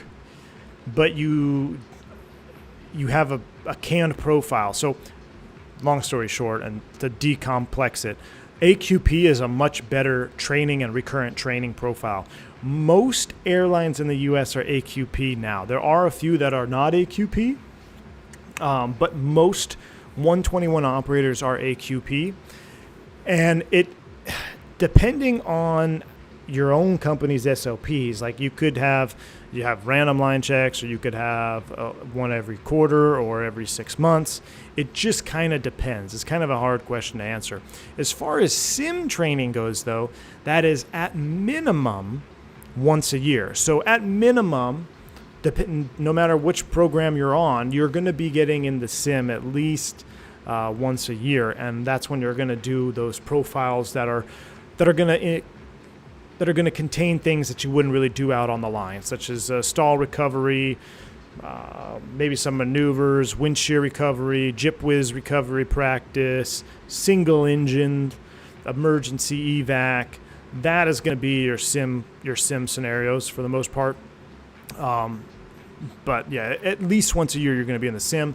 And as far as line checks go, they are pretty much completely random. Now, you do have a clock that will go, and once you hit that expiration date, you have to be line checked, and then that's when you see it coming ahead of time, like, oh, I guess this is my due month. I haven't been line checked randomly before. I haven't been line checked before this date, so I know it's going to be coming. And they let you know well ahead of time. So I knew about this one coming up last month. It's like, oh, I see a CKR on my schedule, meaning, hey, you have a checking event coming up. And then, of course, this month I saw it actually on there. And the thing that sucks about a checking event is they lock your trip down. So if you get checked on a really bad trip, you can't drop it, you can't swap it, you can't do anything. Short of calling out sick, once you're locked into that trip. You can't get out of it. Luckily, it's a pretty decent trip for me. It's a 2-day trip, so I do Atlanta, MSP tomorrow, and then I think we do Cleveland at some point, which is always just a wonderful experience going to Cleveland. And then back to Atlanta on early on this weekend. But then I'm backed into another day trip. So I basically have 2 trips back to back. And I've got a long day trip on Saturday. Yeesh. Orlando, New Orleans, or Miami. Yeesh. Cleveland, the mistake by the lake. Yeah. That's a fair point. Do senior pilots? Yes, everybody gets recurrent, Dan. Everybody gets recurrent. Even line check airmen get line check. Man, I missed that livery. I remember flying on the DC-9 all the way in the back of the plane. Yeah, I do miss this livery. This livery is sweet, man. Bowling shoe livery. Just looks so good. I love it. I just don't love the sound out front, so I like this. Ooh, a little bit of wing view right here. Oh, there we go. There we go. That's the vibe. Browns fans triggered. Hey, Tyson, didn't they just release like the new Browns dog pound, the new dog mascot? I always think of Bone Thugs when Uzbekistan Airlines, yeah. Southwest 320 pilot, typically, yeah, that's my go-to, Ali. What are my thoughts on FS 2024? I talked about it a little bit on the last King Airstream we did.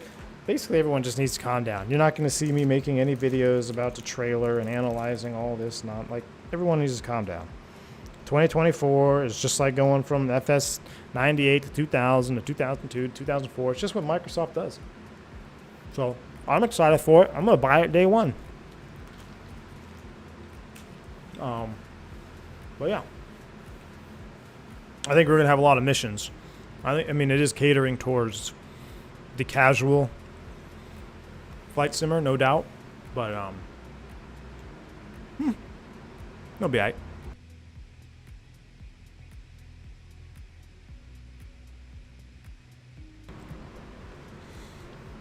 Is there a minimum requirement for line check airmen? What do you mean? Like to become one? No, but you have to be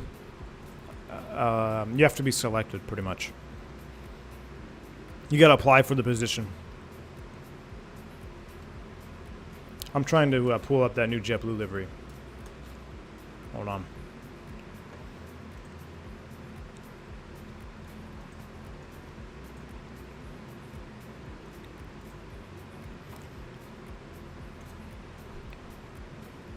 All right, guys, what do you think? Let's start a poll. Let me give you a new B6. Well, you guys probably don't know what B6 is, or the casual. So new JetBlue livery. Yay or nay? No. Vote away. Let's look at it here. What do they got? What are they trying to sell us here? Waiting for the V1 mission pack, NSFW. Oh my god. Dude, that King Airstream was so fun, guys. Thank you to all who made that such an enjoyable experience. That when we flew the King Air in Mexico, that was fun. What are they trying to sell us here? The new JetBlue livery vows to wow. One done, more to come. A defining moment. Oh, this is the only cool part. Each of our planes sport a unique name. I like this. I actually do. Usually with a pun or some wordplay in there. I like it. A defining moment. Okay, I give him the defining moment. Why can I not like? Well, that's weird. Larger logo. I mean, the logo's fine. I don't like this color blue. I don't like the color of blue they used. I think their current blue is darker. I think the current blue would have been better, honestly. Like maybe the current blue and a more green. This is minty fresh green, but this color green reminds me of the toothpaste that you brush your teeth with and you just can't get the taste out of your mouth, and it's awful. I'm just like, whenever, that's what I think about when I look at this color green. I mean, go with a little deeper green and a darker blue. Confirmed MSFS 24 mission. V1 King Air. Yep. A Southwest. Yeah, that, you know what? It does look like a Southwest blue. You're absolutely right. It's a Southwest knockoff. You guys just nailed it. Nailed it. You all have just nailed it. It's just, I don't like it. I feel like they could have been so much more creative. Why change their whole blue and be like Southwest? If you just covered the... I mean, you could put Southwest here and you would think this was the Southwest livery. Would you not? If this was a 737 and you just put Southwest there instead of JetBlue, you'd be like, oh, this is... Yeah. New minty... Oh, okay, hold on. Why can't I... Oh, here we go. Let's do this. Look up. Ever since we launched Brooklyn new Nets livery, spread the love on the belly, wanted to spread... Oh, there's belly art? That's cool. I want to see the belly art. How do I see the belly art? I want to see the belly art on that. Larger logo, all blue body. Here, I gotta move this over. Taking patterns beyond the tail. Well, congratulations. Our tail fin patterns have made our liveries fun. No, they haven't. Distinct and iconic. No, everybody else does the same exact thing. And our new liveries go a step further, extending each pattern to the body. They didn't extend it to the body. You went 3 frickin' rows. Look at our refreshed version of our existing patterns to make their runway debuts. That's just terrible. Nah. New minty fresh pattern, toothpaste. I'm just going to call this the new toothpaste pattern. If you've ever flown in mint, it's pretty badass, not going to lie. You know it's worth showing off. Agreed. So for our first new livery, we've rolled out a brand new pattern, mint leaves. These, oh, these are mint leaves? You could have done so much better. You could have done so much better. With these don't look, this just looks like you tried it. It looked like my 3-year-old tried to draw a square and she rounded the edges. Those don't look like mint leaves. Like, it's the wrong color. You could have had mint, you could have had like mint leaves wrapped around. You know how Hawaiian has the flowers? You should have mint leaves. You should have done a play on Hawaiian instead of Southwest. Like, that's terrible. Did I just crash the internet? Oh, there we go. Accented winglets. I mean, that's cool. All blue body is complemented by a refreshed and refreshing palette of accent colors for extra pops. It's the same color as this. So how's it an accent color? I do like the painted sharklets. I just think if this was a darker green, it would be cool. Too light of a green. Way too light of a green. That's my thing. It's too light of a green. The blue is weird. I would read what they said about all blue here. All blue body. Nothing says JetBlue like a blue airplane body. You think? The bold blue allow... Wait a second. Hold on. Nothing says JetBlue like a blue airplane body. You don't have a single airplane that has an all blue body. Nothing says blue body like Southwest Airlines. So we copied them, is what that should say. The bold blue... A lot of blue and bold here. The bold blue... Oh my god. The bold blue all-over design will stand out like never before. Really? Ask Southwest about that. In the air, on the runway, and at the gate. I think that is after reading that, I dislike this livery even more. I think it could have been so much better. I'm disappointed. This looks like Southwest. Bring the mint leaves down further. Make them look like mint leaves on a vine or something. Yeah. There it is. I mean, outside it looks kind of cool. I wanted to see the blue. I wanted to see the belly art, but I guess no one has a shot of the belly art. Weak. That was weak. How we doing? We still got a ways to go. I feel like that was a lot of ranting, and we're still not halfway yet. Kevin US with a $5 super chat, man. Appreciate you, dude. Says, do airline pilots get paid on hours or in the air? Ooh, this touchy subject. Or do they get paid for work done on the ground too? No, we don't. Such as flight planning. No, Kevin, U.S., we do not. Pilots in the U.S. get paid block to block.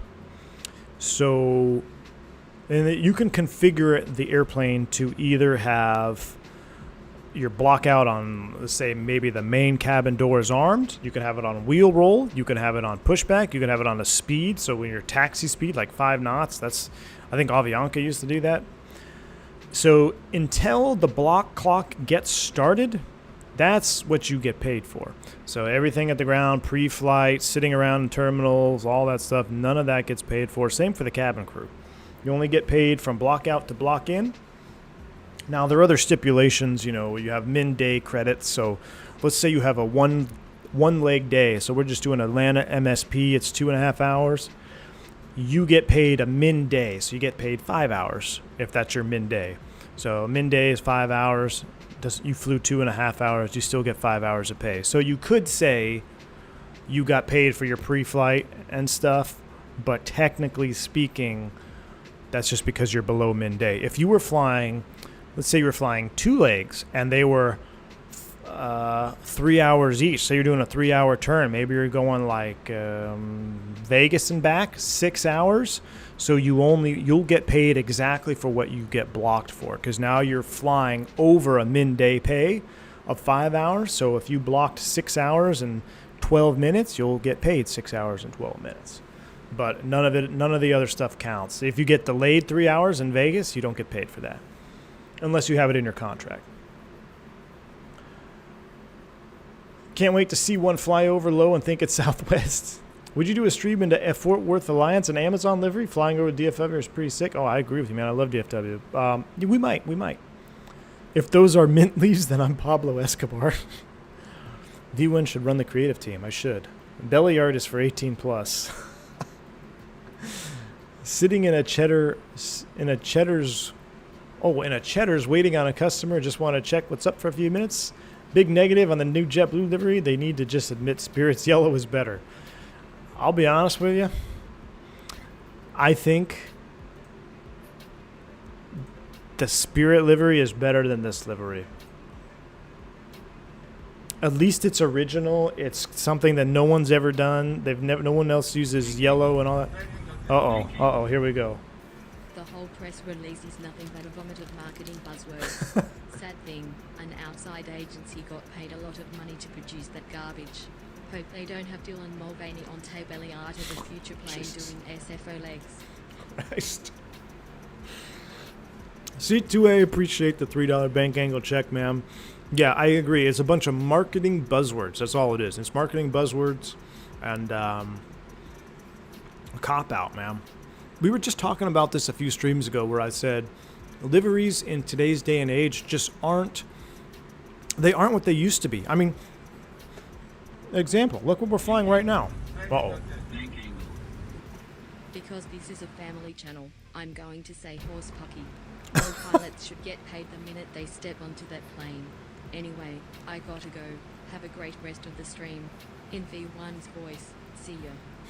Callie Simmer, appreciate the $5 bank angle check, man. Appreciate the support. Enjoy the rest of your day. And yeah, I agree. We should get paid the minute we step on the plane. Who knows? But it is what it is, man. Appreciate the support. Take it easy.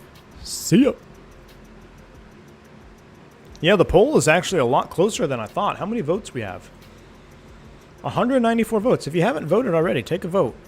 Because there's definitely enough viewers to swing that, but 57% nay so far. I'm surprised it's that close.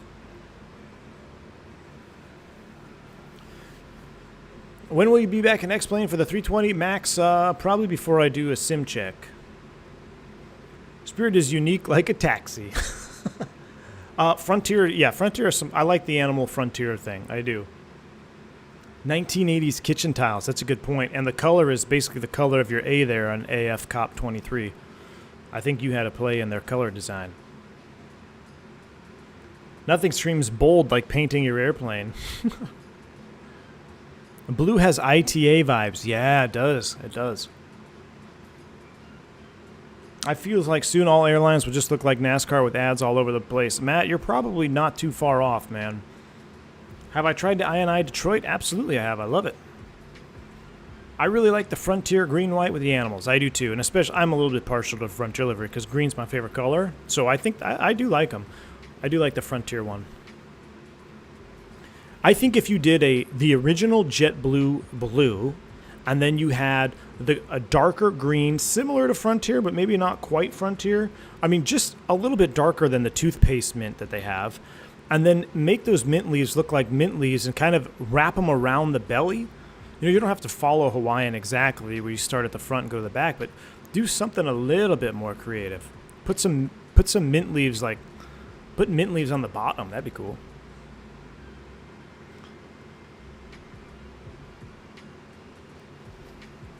Frontier green and white? Yeah, I did green and white, man.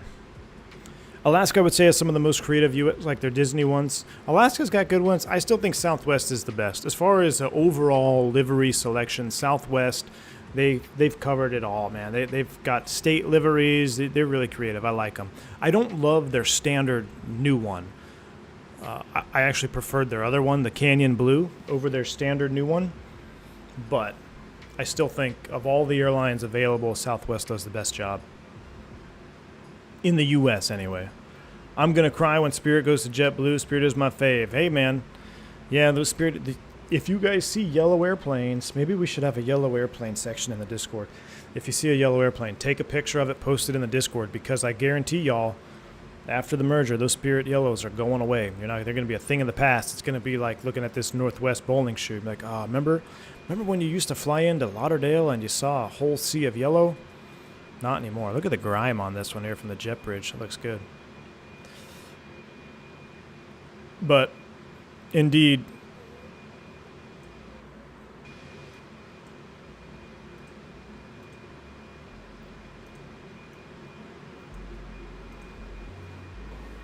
Skyfall. Thank you for the $5 super chat, my friend. When is the next cartel run? It was fun flying along, even though I had to run, grab ForeFlight, and find the airports. Got to fly on the AA middle of Valadiver a couple days ago. Even had signs inside the cabin signed by move winners who had flown on the plane. Thank you, Skyfall. Appreciate it, man. That was fun, dude. It was fun indeed. We'll do it again, though, for sure. We'll do it again. Mike P, thank you for the $5 bank angle check. Indeed. Bank angle check. That's awesome. The Medal of Valor livery, I do like that one, man. The Medal of Valor looks pretty sweet. Even had signs inside the cabin. I didn't know it had that. I've never been on it. Medal of Valor winners who flew on the airplane. That is really, really neat, Mike P.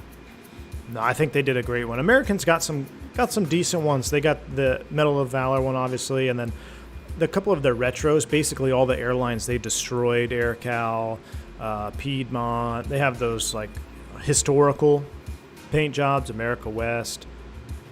Do they have a U.S. Airways blue and white one? I haven't seen that one in a long time.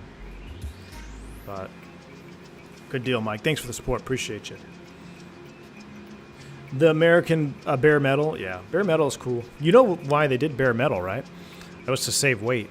So the only reason Americans changed their livery up is because when they started getting the new monocoque airplanes, it wasn't metal. You couldn't have brushed aluminum. So the 737, the new Airbuses, and you couldn't get them in brushed aluminum because there was no aluminum. So they had to update their livery. But they originally went with that brushed aluminum to save weight. That was the whole play on it. JetBlue should remake the Skittles. I think they should remake the, wait a second. What if you did the Skittles, or not the Skittles, the grayscale Spirit livery, but in blue, and like blue fade, kind of like the original Spirit, but it fades to an all blue airplane? I don't know, that'd be kind of cool. Or just do that, but green and blue, and call it mint leaves? I don't know. Oh yeah, the 321, that was it. Oh yeah, the 78, yeah, that one had no brushed aluminum, that's right. That's right, Lauren. Yeah, the U.S. Airways 321 with American. That's right, I see that. American CWA is, man, it's aight.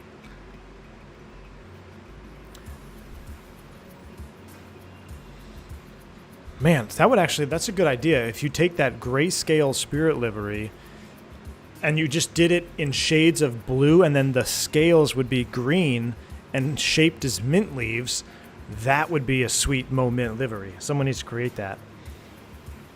Battleship Gray look bad dirty? Yeah, but Battleship Gray is iconic. I love that one. No, David Glow. Think about it. Go pick up a 5-gallon bucket of paint. That's only 5 gallons, dude. Imagine how many gallons go on an airplane. It definitely affects the weight. All right, how far are we? Oh, we're getting close. 240. 310 total distance. We are looking good, folks. We are looking good. I might have to hit the lav here pretty soon. RC Flyer, good to see you, man. Looks like I missed a lot. Hey, you missed a lot, man, but we're chilling now. Welcome. Yeah, the squares, AJ, they're just too big, man. Nothing beats the old US Air livery. US Air old school is pretty sweet too. Paint and primer, yeah. Just watch the Southwest when they paint the new, what's the Hawaiian one? Kailua one? Oh, it's Kailua one, Maui one, whatever it is. I do like Kailua and coffee. Good deal. But if you watch that video, you can see how many layers of paint actually go on the airplane.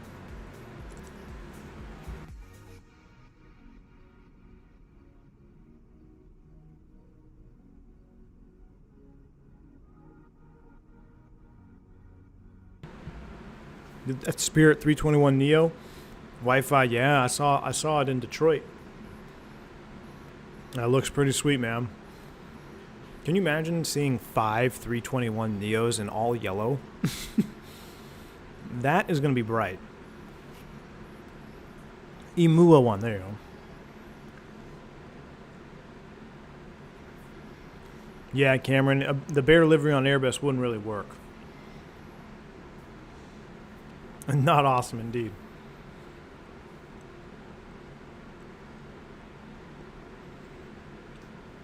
The only billboard livery, the only good billboard livery, Pan Am, dude. Big old Pan Am billboard on a white airplane. That one looked pretty good. Do I like flying into Detroit? Meh. I can take it or leave it. I mean, it's always pretty calm. Detroit always seems like a ghost town. Maybe I just miss rush hour all the time, but, you know, back in the day, Detroit used to be a lot more... I feel like it used to be a lot more busy, but I feel like it's really calmed down a lot. Yeah, 80s and 90s, you had a whole slew of airlines to pick from. Now we've got the big 3, big 4 in the U.S., St. Louis is a ghost town. Yes, St. Louis and Pittsburgh. Pittsburgh, too. Yeah, St. Louis is sad, man. Every time I fly into St. Louis, it's pretty sad. Because you think of what was there in St. Louis. T-Way and just all the traffic. It just literal ghost town. St. Louis and Pitt. Piedmont Retro Piedmont Retro livery is gone. The plane's back to normal AA. It is, Shaq? They painted over the Piedmont Retro? Of course. Of course. Memphis? Where'd I go? No, I diverted to Nashville. Memphis is aight. I like Nashville. Back when I was a kid, TWA packed the airport with wide bodies, and that was late 90s, yeah. Yep. Sorry, you heard me eating? I had finished up a little protein bar I had here. I flew into O'Hare over the weekend, such eye candy everywhere in the wide bodies. Oh yeah, I do like flying into O'Hare for that alone, man. Flying in O'Hare, not only is it just crazy, you got to be on your toes, especially from a pilot aspect, but you do get to see a lot of cool airplanes. All the wide bodies are there. You get all the cargo. You get the unique cargo. I saw a Western Global DC-10, or I guess MD-11. Western Global, which was pretty cool. I do like flying in Chicago for that reason. How do you have your throttle mounted? Chomper Studios, you're talking about my Throttletek? Right now I got it sitting on a Windwing Super Taurus throttle system box. So it's sitting on a box right now. But the box is just about the right height. You're flying T-Way in the sim as we speak? Nice, Steven. A Stapper, maybe I haven't been to Memphis in quite some time. So maybe I need to go check the new terminal out. Worst airport I've been to as a passenger has to be Midway. There was nothing positive about my experience there. Midway, I haven't been there in a very long time, so I can't speak to it. I just remember there being very congested. MSY, I like MSY. NOLA, bro. Yeah, MSY, a great airport. The new airport there in MSY. The old one was definitely clapped out, but the new terminals are great. I enjoy MSY, I really do. And I like departing MSY because you don't have to worry about anything. You just fly ahead and you're out over the marshland. It's very stress-free. They took it out. Wow, Shaq. Leave it to American to screw up another airline. USS Midway. I flew charters into Midway and Embraer 190. Those Southwest boys going in there. No wonder they ended up on the gas station that one time. You've got to bring your A game every time. And you're right under Chicago's congested airspace. Yeah. Seattle's a good place. I like Seattle. Make sure to get them beignets. Oh, yeah. I liked ATA. ATA had some good liveries, right? I think ATA had a good livery. They had the Hawaiian, like a Hawaiian looking thing on the tail. Like an Eagle M looking thing. Someone will know in chat. Oh, the T-Way J31's on the ramp. Man, good old Jetstream, dude. When was the last time you came down to Houston? I was just there last week, man. I spent 30 hours. I was actually chilling in the Discord voice because they canceled my flight, or they pulled me off of it. So I had 31 hours in the hotel in Houston. Gotta love Filthy. Very hit and miss. Yeah, Shaq, it is. Filthy is, yeah, it's such a hit and miss. You can go to Filthy and have a good experience, and then you can go there and have the worst experience of your life. Very hit and miss. Hard to put a finger on it. I do like Charlotte, though. I know you're a Charlotte guy. I do like Charlotte. It's just you got to bring your track shorts, man, because you never know where your next flight's coming in from. You come in on the RJ side, and you got to connect all the way on the other concourse. You're going to do a half marathon before you get there. Air Jamaica had a good livery? Absolutely. Yes, the ATA L1011. ATA L1011. I flew on that to Hawaii. Sanders, welcome, man. AirTran, thumbs up. Yeah, we got to do an AirTran. I think the next PMDG flight we do in the States will be AirTran. Most stressful airport. Most stressful is either going to be LaGuardia, Kennedy. I'm just going to combine those. New York. I wouldn't make Newark all that stressful, but definitely LaGuardia, Kennedy. Miami can be if you got a ton of those South Florida thunderstorms pounding the area. Those are the first that come to mind. LaGuardia, Kennedy, Miami, Chicago if it's just heavy snow. If you got heavy snows in Chicago and a lot of traffic, it can be stressful just because it is. This most stressful part of Chicago is after landing or before takeoff. It's not flying in that's stressful. It's once you get on the ground, and if the airport is just a blanket of snow and everyone is just moving at a snail's pace, it can become stressful. Most stressful, landing at Concourse E in Atlanta and having to make a connection in A with only 15 minutes. That's, yep. I avoid LaGuardia like the plague. Yeah, Shaq, have you been there to the new LaGuardia, though? The new LaGuardia is pretty nice, man. All right, we got to... how are we doing on TOD? Are we... Yeah, we're actually getting pretty close. 241. We're actually going to start prepping our descent here in just a minuto. Sure cleared up, though. West Coast or East Coast? West Coast flying, definitely. West Coast. If I can fly West Coast only, I'd fly West Coast only, man. It's memorizing the whole alphabet taxi. Yes, it is. I showed y'all my last one, right? We talked about it. And that was only the second half. I had to clear out my scratch pad. Chicago is the only place where I can't have enough, I don't have enough characters in the scratch pad for a taxi instruction. I know I had it somewhere here. Oh yeah. This was half of my last taxi clearance after we landed. We landed way south and we had just crossed over. Kilo 3 Alpha 9 Alpha Alpha 12 Bravo Victor.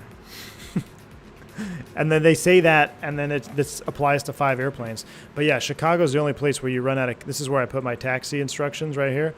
But you'll run out of characters in Chicago. Can I press and hold to clear the whole thing? I should be able to. Oh, look at that.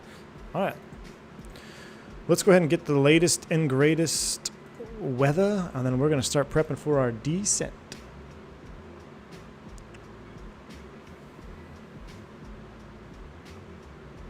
Robinson, the new JetBlue terminal in Orlando is very nice. You are on an absolute island all by yourself, but it is very nice. It's new. It's spacious. I agree with you there, my friend. The new JetBlue terminal in Orlando is very nice. Center and approach online. Sweet. Look at this. 350 at 5 miles. Hayes, FU, clear, 2813, 2970. Good deal. Let's throw a couple things in the box while we're looking at it, shall we? We're going to have to adjust our descent, but while we're looking here, let's go ahead and do 350 at 5. Temperature 28. Who's calling me? Spam. QNH.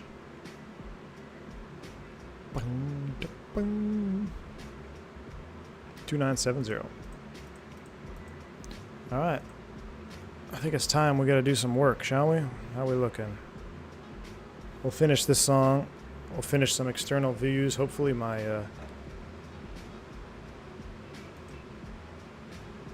going to get rid of this JetBlue livery. Get rid of that. Get rid of that.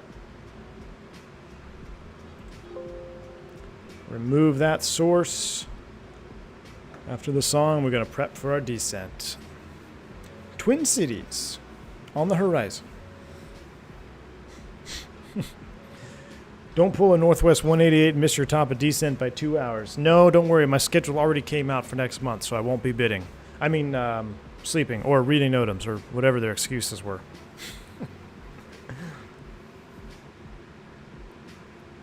Doesn't new Airbus 330neo and 350 get their taxi via text? They can.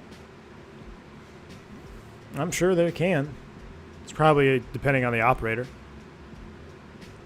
Any airport security in chat? Is it allowed to pack an airsoft gun as a checked luggage? I think you have to declare it as a firearm still. An airsoft gun. I think you still have to go through the processes. Uh-oh. MSP just gave us the ping. Senta. Contact me on 33-4. All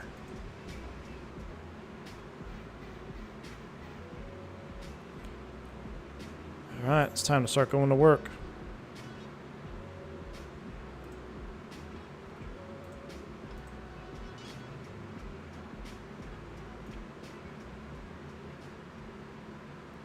All right, that's done. We'll close that. We'll close that. We'll bring up the sim sounds.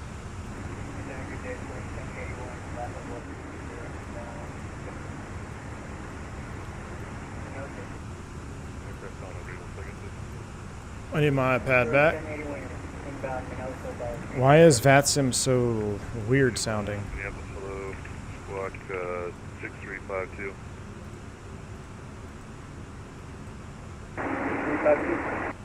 What is that dude flying from his Good advice. You got a lot of background noise. car? It's sort of hard to hear you on the radio. Like, he's got the windows down and is like, what is that guy doing? Center, good afternoon. Northwest 357, level 360. 357, Minneapolis Center, Squawk 6347. Squawking 6347, Northwest 357. Fairway's 10, 81, you're ready to contact 70 East Des Moines 360, hello. All right, here we go. Blue 4 arrival. If we get a descend via... 7, you're also ready to contact 70 northeast of Des Moines 360. Northwest 357. All right. Center, Challenger Wayne Trolley on the ground at Des Moines, IFR2. My guy's flying without oxygen in an SR-71. All right, so we get a descend via on the Captain, or on the arrival. Captain is at 210 knots, 7,000 feet. Our first speed restriction, 280 knots at Lazy. Speed restriction, turbo aircraft descend via Mach until intercepting 280 knots. Maintain 280 until slowed by the star. So that tells me on the descent phase, descend via Mach until intercepting 280 knots. Was that for us? Might have been for us. Yep. Descend to 340, Northwest 357. 340, Mach descent 340 is blue. So we're going to descend via our Mach number until intercepting 280 knots. Why won't it save? Say again? Mach 0.87. Why? No, did I not put it in time? 0.77 space I'm going to recruise it, 340, Hey, can I want descent, 80, 280 knots. That's what I want. That is set. Okay, just going to maintain flight level 360, maintain Mach 77. You can do it at that altitude, I know that for a fact. Bottom altitude will be 7,000 feet at Captain, 210 knots. ILS 30 left is what we're expecting. 1023 is the barrel for us, so let's go ahead and set 1023. And now in the secondary, I'm going to do something here. I'm going to do secondary. I'm going to do secondary. Here we go. Arrival. 30 left. Approach via Captain. Alright, so I've got the secondary flight plan set up with the Captain transition, should we need it. First of the sample airport radar vectors, Rocky, Dennis filed, and 10,000, 270 and 10, departure with you, 6370, I guess, I'm going with Charlie. Charlie 637. A lot of traffic up here. Alright, getting ready to level 340. Let's take a look at our final approach. Let's do a briefing here. We're set up for the ILS 30 left, chart 11-6, effective 5 January. Localizer course will be 110.3. 110.3 will auto-tune that. Final approach course 301. Glide slope intercept is Narco 3000. DA 1023 in the glass. Touchdown 823 will be stable by, we'll call it 1,900 feet. So 1,000 above, call it 1,900. Yeah. Really? Yeah, 1,900 feet. No. Yeah, it would make sense. It's really that high, 1,900. Okay. I guess I just never thought of Minneapolis having any elevation. So we'll be stable at 1,900. Sector altitude, we got multiples, highest of which 3,500 on the north side, 2,800 on the south side. That's off the MSP. Turn 30 left. VOR. He's got a dog in the tower. 30 left. Wow, 316 votes and the poll is 50-50. Wow, you guys are ridiculous. I swear y'all do that on purpose. All right, after we're looking for the Pappies on the left, ALSIF 2 lighting. If we have to go miss straight out 3,000 on a heading of 301, intercept at 298. Minneapolis, Hammer. Direct to Hammer for Northwest 357. There's Hammer. You like it? I do. Let's go. Direct 2. Going direct Hammer, 340.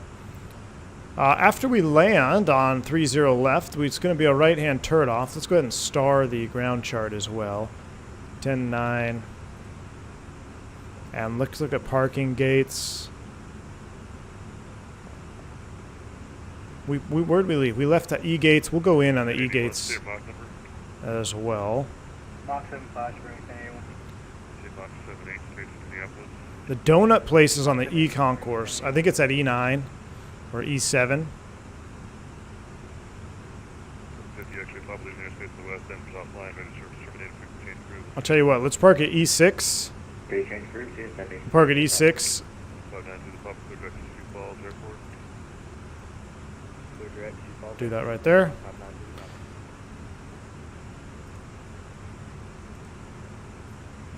All right, landing 30 left. It's going to be a right-hand turnoff. There is a hotspot here. We've got hotspot 1, hotspot 2, numerous runway crossings and taxiway signs that make it very confusing. Basically want to separate this in your mind. You've got Delta, then you have Bravo, or excuse me, you have Delta, then you have Charlie taxiway here. Bravo runs this direction. Alpha is the outer going this direction, so we're probably going to turn. We're either going to miss it and go Alpha, Charlie. I don't think we'll make Delta, but we're going to get some semblance of a taxi instruction to come this direction. We know 22 is closed, so we don't have to worry about that. Sometimes they actually allow you to taxi on runway 22 as well. But we can expect a right-hand turnoff over to the E-gates because we want to go get donuts. We already talked about our descent checklist. That's all in, or our descent performance. So let's do our actual landing performance. Go back here. E5 for Angel Food Donuts. Thank you, AJ. That's what I was looking for.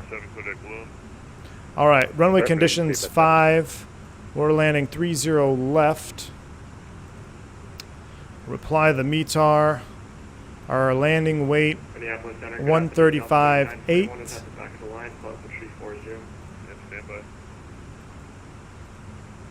135.8. Enter that. So we're going to do idle, auto thrust, flat full, low manual. Everything looks good. Nothing to that. So we have 5 knots of headwind, 1 knot of crosswind. We have our factored of 68.90. I'm sorry, our factored of 79.23 with a landing distance of 68.90. Landing distance available 10,000 feet. So landing performance has been done. We're going to do manual brakes, full flaps, full reverse for tail strike. Any questions? No questions. You've been briefed. I've been briefed. We're set up to come down. We are looking good now. All right. 11, Minneapolis, hello, squawk 6320. Statui.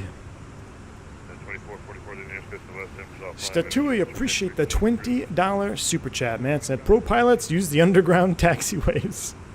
Statui, appreciate the $20 super chat, man. Very generous of you. Enjoy the descent and arrival, and thank you for the continued support, my friend. Pro pilots use underground taxiways indeed. What happens when both EFB fall in op? Then you just fly without an EFB. You just fly without an EFB. You'll have everything in the box that you need. You can get assistance from ATC. 3941, you're also running contact 340, maintain Mach 77, space Minneapolis. Sorry, say the spacing, the speed again. All right, I'm trying to look up something here real quick on the taxi and on my charts. Everything looks good there. Yeah, Standard Southwest 2408 with use level 30 there. Where do you say Angel Food Donuts was? E5, E5. Okay, E5. 6306. CW507 cross 30 south, Minneapolis 10,000, the altimeter 2. Oh, McDo's. If both McDo's fail, well, then you're left with calm. You still have your radios, depending on the nature of the failure.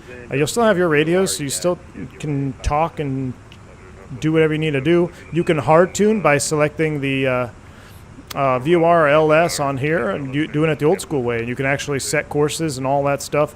You would actually flip this up and select the nav key right here. So you would just fly it like a Boeing. Send via the Blue M4 Northwest 357. All right, we got to descend via. We know the bottom is 7,000. We'll set 7,000 to set. 7 is blue. About 5 prior to TOD, we will start down. We got a nice little headwind there, so we don't have to worry about being too high or too fast. Everything else looks good. Our procedure is, how are you going to contact dispatch if you don't have a McDo, though? Just going to call them over HF or VHF? I guess you could do that. You could do a phone patch.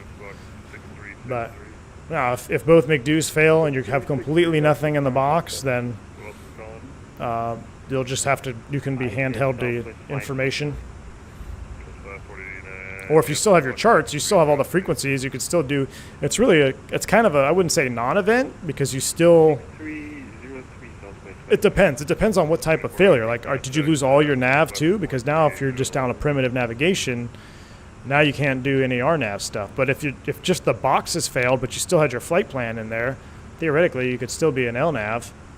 It just depends. It's kind of an odd question, because you'd have to see the failure play out specifically, see what are you limited to.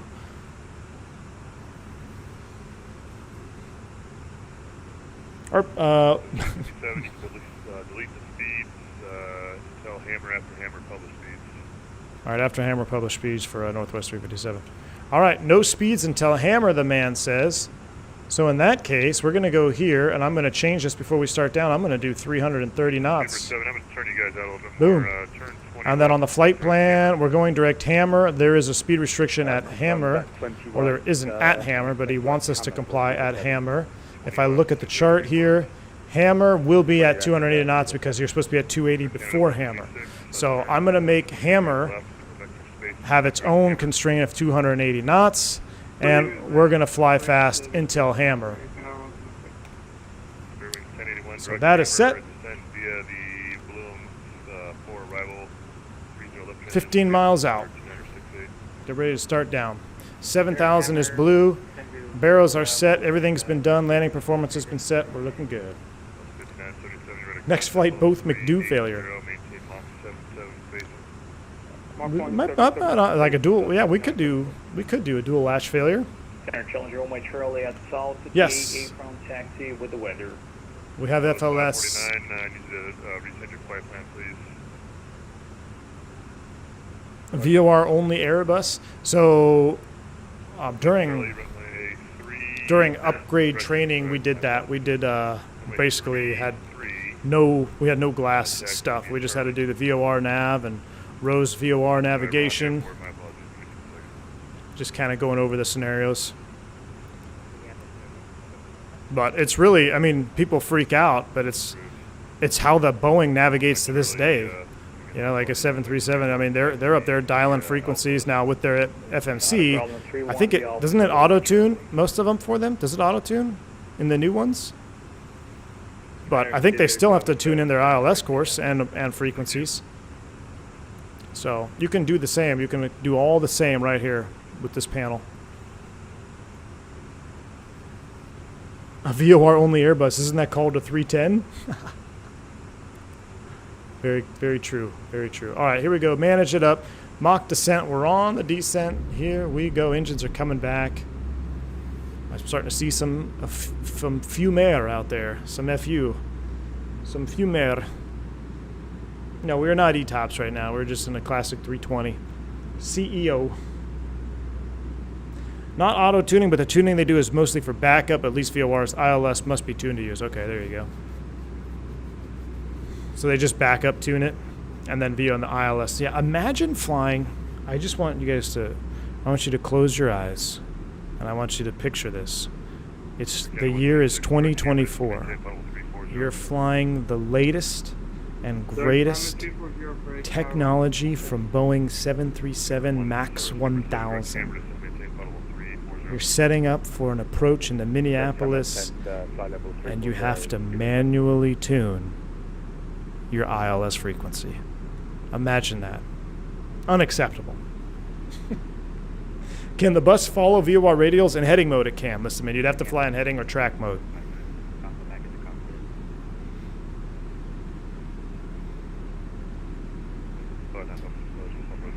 The year is 2035, and still having to manually tune. Yep. And then your trim runs away. You also still had to turn your packs off for engine start. Yes. Does the 7... Surely the 7.8 doesn't do that, right? You can... The 7.8's different, right? So it's 549, squawk 6313. I have flown a C-172 that's auto-tuned. The auto... Yeah. Doesn't G-1000... Do G1000s auto-tune? I thought they did. I thought there was a way to get a G1000 to like semi-auto-tune. What separates it from Boeing, which has a VOR loc mode? We don't have to do anything. You just hit approach button, man, because you're on the approach. Yeah, imagine being in 2035 and having to hit the VOR loc button first to get into glide slope mode. Canada 126, descend to the Bloom 4 arrival. The Minneapolis for 200. You have to manually reset the heading bug in the 787. Ouch. Well, yeah, that sucks. 30 left.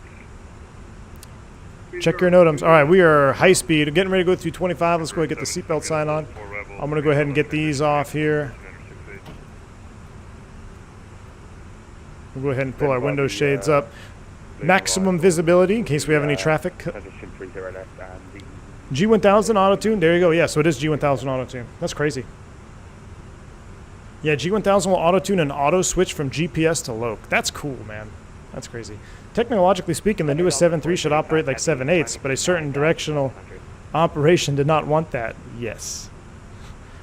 Romulus.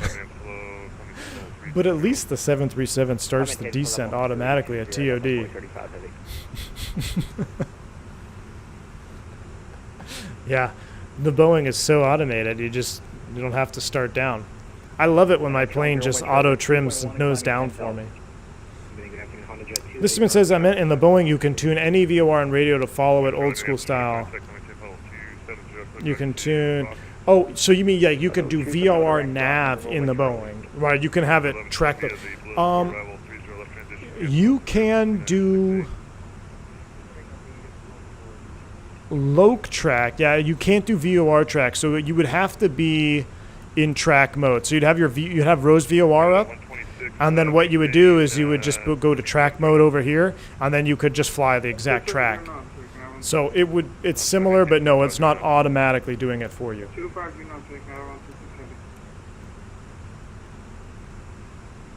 All right, let's get flight recorder ready just in case. Just in case we want to see our replay. That's coming up.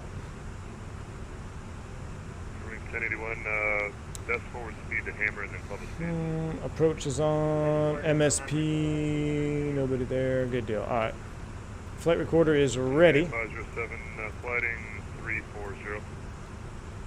That's 340, TWA 507. TWA, speed air at no fold. We're not worried about that. We're going to slow anyway. It just says it can't make no fold speed restriction, but we will. Don't you worry, Phoenix. We will indeed make it. All right, what was our perf? 2970. We'll set 2970. We had a Bloom 430 left transition, 5977.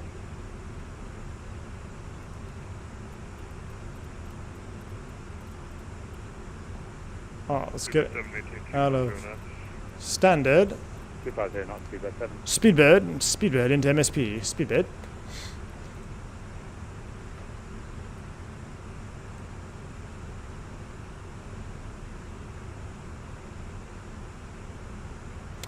Classic automatically doing something nobody needs to do is the Boeing way. Yeah. Indeed. All right, out of 18,000 feet, we'll recycle. Approach checklist briefing complete. Approach stable by 1,900 feet. ECAM status check. Seatbelts on. Minimums 1023 set. NIS 1 and 2 is off. Approach checklist is complete. At hammer, we're going to go speed brake out, and we're going to try to slow to 280 knots. McDo out navigation is kind of more tedious in the Airbus. McDo out navigation in the Airbus is still a fraction of the tediousness required to fly a 737 when everything is working. That's the difference. Here's the fun stuff, V1. Because of the conflict... Ah! Who was that for?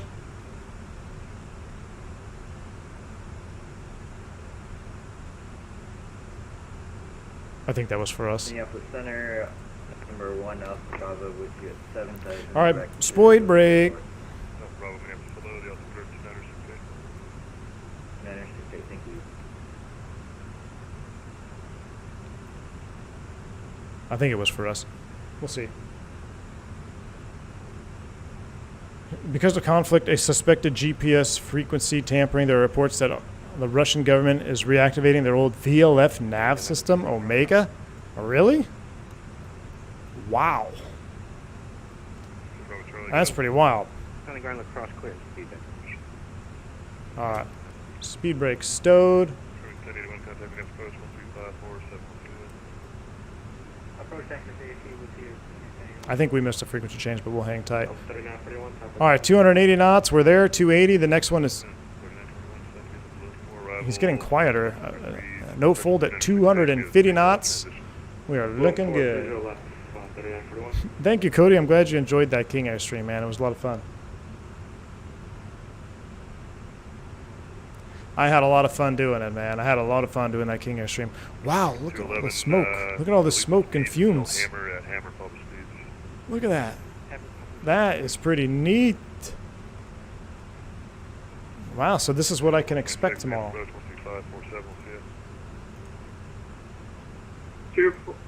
Is it common occurrence to ask, was that for us in the real thing? Presumably workload could cause you to miss a call. Yes, Aaron. Yeah, or like, who was that for?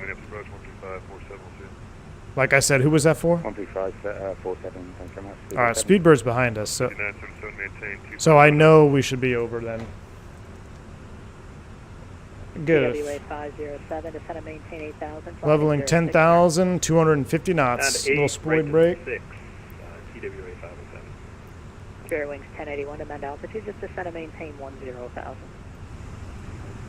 I know Canada legalized weed a few years ago, but Right, sheesh. hello, Speedbird 7 with you. Did Captain Canada pay a visit to MSP? I know he was visiting LaGuardia the other day. I think he's visited MSP now. Landing 30 left. All right, 10,000 feet, select speed, 250. Approach, good morning. Northwest 357, level 10,000. Delta, Golf. 7 Minneapolis approach, hello, maintain 230 knots or greater, descend and maintain 6,000, expect the ILS 30 left. Descend and maintain 6,000, 230 knots or greater for Northwest 357. All right, I'm going to maintain 250, speed 6,000, thrust throttle open, descent. We're out of 10, we'll activate and confirm. Fair wings 1081, maintain 210 knots. Approach Canada 176 heavy with you 188. We are looking good now. 126 Minneapolis approach, maintain 210 knots, expect ILS 30 left. 210 knots. All right. TWA 507, fly heading 100. Alfonso, welcome, man. Welcome. Northwest 357, fly heading 050, vectors to final, descend and maintain 4,000. 050, descend 4,000, Northwest 357. 050, 4,000 feet. Thrust throttle open, descent heading. So we get, this is why I drew it out. So 050, I'm sorry, 050. I don't know which fix he's going to give me, but let's do Pinky because I think we're going to be in front of Pinky. So I'm going to go direct to, select Pinky, radial in, 122. And how's that look? That looks good. We'll insert that. Now we're going to reselect heading. It's very important you reselect heading. Right there, reselected heading. And now we've extended our center line. And that's why I selected that transition, the one that was way out here, because now I have the full ILS. If I would have just selected the final approach fix, I'd only have 2 or 3 fixes here. But because I selected whatever that transition was I just cleared out, now we have all the approaches on the, all the fixes on the approach. So if I look at the ILS 30 left, get rid of that, we don't need it anymore. So I selected hasty. If I would have just done the approach via the final approach fix, I would have just had narco. But now I've got all these intermediate fixes. It's not a huge deal, but it just aids in situational awareness. So that's why I did it. That's what I do in the real airplane, and that's why you saw it. Boeing is now we're turning into an Airbus versus Boeing stream. I can't wait for the comments on this one. Boeing has spent 30 years playing catch up with the plastic 320. Fair. Cameron Rich, well said, man. Well said. 30 left, American 214010. Northwest 357, fly heading 020.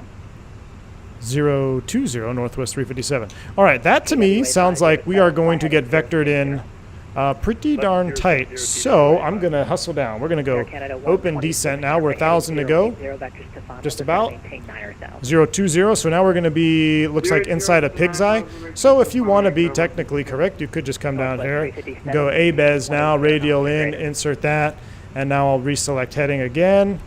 And now I've cleaned up the box even further. Speed alt star. 180 knots or greater. So 180 or better, Northwest 357. All right, he said 180 or better. I'm going to come straight back to 180 because I am on a base leg here. I got the speed brake out, speed alt star, 4,000 feet. We're slowing down, approaching our VFE next I didn't speed. already give it to you, maintain 210 knots. Hold 250 to the mark. Maintain 210 knots, 257. No, the lights aren't on. Good call. We'll get those. Speed brake is coming up. Approach right Flaps 1. Just to copper, 9,000. Look at that. Wow, we're actually getting hazed out here. Look at the smoke out here. This is crazy. Thank you, whoever said lights. I was probably ranting about the Boeing. Missed the light there at 10,000. We activated and confirmed, right? Let's just double check now. You got me. Yep, we're activated and confirmed. Here comes VFE next minus 10. Flaps 2. TWA 507, I must be doing my job well then. Pig's Eye due to St. Paul's original name. Is that true, AJ? Is that true? Or better is subjective. TWA 507. Hey, if you could do 250, then theoretically, Tyson, yeah, you could keep doing 250. I'm pretty sure I'm number 1 or number 2 here, so he wants me to stay fast because he's going to slow everybody behind me. And that's as true in real life. You get that a lot. All right, recording is on. Here we go. So if I wasn't on a line check, I might be doing 210 knots right here. But I want to just, let's just be extra stable here because we don't want to, Delta 6241, say altitude. don't want to be unstable and force a go around. And to be fair, it's right in that intermediate range. I mean, we could have slowed to 210 for a little bit. I didn't have to come straight back to 180, but what are you going to do? Save 47 seconds? 330 join the Loke Northwest 357. So yeah, what are you going to save? A couple seconds by doing 230 knots there? All right, 330 join the Loke. So we're going to hit the Loke button here like you do in the Boeing because we're not cleared to descend. We're only cleared to intercept the lateral course of the localizer. So Loke is blue, nothing changes. We're 180, we're flaps 2, we're looking real good here. ATC is on the ball, indeed, Merlin. American 211 Minneapolis. American 211 Minneapolis. James Johnson, it depends, man. It depends on every trip is different. Every trip is different. Every day could be different in the trip too. So it all depends, James.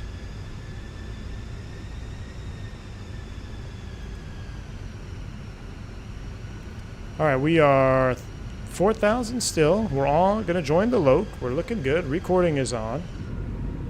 That sound in the cabin is awesome. I prefer Chicago method. 4 till established, clear ILS 30 left approach, Northwest 357. All right, we're cleared approach. Approach button, AP2. Yeah, that's simple. Approach button, autopilot 2. Get the highest level of redundancy set up. So we are glide slow blue, Loke star, Cat 3 dual, autopilot 1+2. We are cleared approach, so light comes on. Glide slope alive. Missed approach altitude will be 3,000 feet. Minneapolis approach, Delta 3941, descending, maintaining 14,250 knots. Aaron, it depends, man. I got a 2-day trip backed into a day trip coming up. So I'll have one overnight, but I'll be working for 3 days, if it makes sense. Just depends. Doing a bunch of day trips can be exhausting if you don't live close to the airport because you got to drive the airport every time. Glide slope star, go around to altitude, set 3,000 is blue. We'll wait till 2,000 above touchdown. So if touchdown was 900 at 2,900 feet, we're going to manage the speed and go gear down. We'll maintain 180 knots until we're 2,000. Now it is a little bit choppy here. You could consider adding a few knots to VAP, but I think we're going to be fine. It's pretty much right down the runway. 3 knots. Eagle 1, take care, bud. Lighting 06 07. Fair wings 1081. Yes, Alfonso. Even with one autopilot, it'll still go Cat 3. It'll go Cat 3 single. So, but we're Cat 3 dual. You could still do Cat 3 on a single autopilot. 180 on this speed right now, 167. Area Spirit wings 1081, maintain 180 knots or greater. So 2,900 feet is 2,000 above touchdown zone. 30 left, clear to land, Northwest 357. All right, clear to land. Last light is on. Here comes 2,900 feet. Let's go manage speed. Gear down. Speed brake armed. TWA 507, each mile from Abed. VFE next minus 10, flaps 3. Good ILS, runway 30 left approach, just maintain 180 knots. All right, we're holding in 180 knots, maintain 4,000 till VFE next minus 10, flaps full, landing Delta checklist. 5977, turn right heading 070, back to Stefano, descend and maintain 8,000. Look at that little wing wobble out there. 070 and down to 8,000. Oh, I love that flap shake. Man, it is smoky here, and it's toasting my frames. Landing checklist, cabin crew advised, auto thrust, speed, auto brakes are off, ECAM memo, landing all green, landing checklist is complete. We're approaching 1,000 feet stable. All right, we're gonna leave auto thrust on, autopilot off, Cat 1. We're gonna hand fly with the auto thrust on this one. Actually, I don't know. I feel like the auto thrust doesn't do a great job. Let's do manual thrust. Auto thrust is off. Where auto thrust is off, so we're manual thrust with no autopilot. Because I feel like the auto thrust is just too jittery. It's too jittery. Whenever there's any, like, see, look how much more stable. I haven't moved the thrust levers hardly at all, and the speed is perfect. Wow, we actually need this approach. I can't see anything out the window. Below 1,000 feet stable, clear to land. Delta 3941, do not exceed 210 knots. Do not exceed 210 knots, 3941. TWA 507, your number 36 and trail to 320, maintain 170 knots or greater till Narco, wind 330 at 9 Wow. 30 left, clear to land. All right, clear to land number 3 and 170 on speed. TWA 507, affirmative, just 170 or greater to, just maintain 170 knots until Narco, and then Correcting. All right, 170 till Narco. Runway, landing. Bird 7, turn left heading 330, intercept runway 30 left, localizer. Sorry, please, can you repeat the heading for Seabird 7? I don't know why that glide slope just ran down. Intercept runway 30 left, localizer. There it comes. We are 2 whites, 2 reds. I can see the pappies. American 211, turn left heading 040. Air Canada 126, heavy 8 miles from Abed, maintain 4,000 till Frames, dude. Wow. Welcome to the slideshow. 100. Oh my. 50. 40. 30. 20. Retard. 5. Delta 5977, descend and maintain 4,000. 4,000, Delta 5977. Welcome to the slideshow. Descend and maintain 5,000. 5,000, 3941. Azobo at default airport's winning again. 70 knots. Yeah, I don't know what that frame drop's all about at a default airport. 357, welcome to mini turn right, 1 able. What's your gate today? Right turn, we're going to the donuts. I think it's on Echo 6. Northwest 357, roger, right turn, Delta or Charlie, your choice, right into the gate. You have a great rest of your day. Thanks, sir. Right turn, Delta Charlie to the gate. Thanks for the ATC. Northwest 357, we'll see it. All right, Delta Charlie to the gate. Wow. Air Canada 126 heavy, maintain 170 knots or greater until Narco. All right, let's clean it up. 330 at 9, runway 30 left, clear to land. Stop the recording. 170 The haze effect murders FPS. Yeah, indeed. It definitely has been. Look at the AP ready to go. Delta Charlie will park at the hotel terminals over here. American Wow. 211, turn left heading 330, intercept runway 30 left, localizer.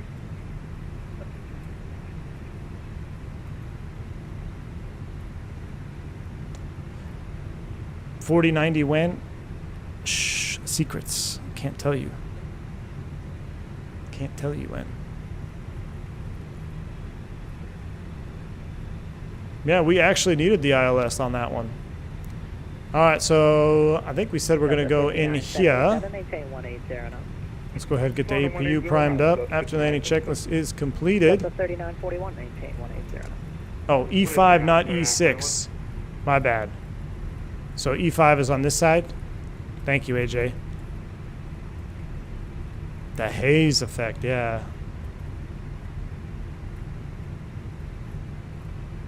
How was our, did we even get a landing on that one? I don't even know. I was basically flying a slideshow. Look at that, there's a T-way right there. Looking good.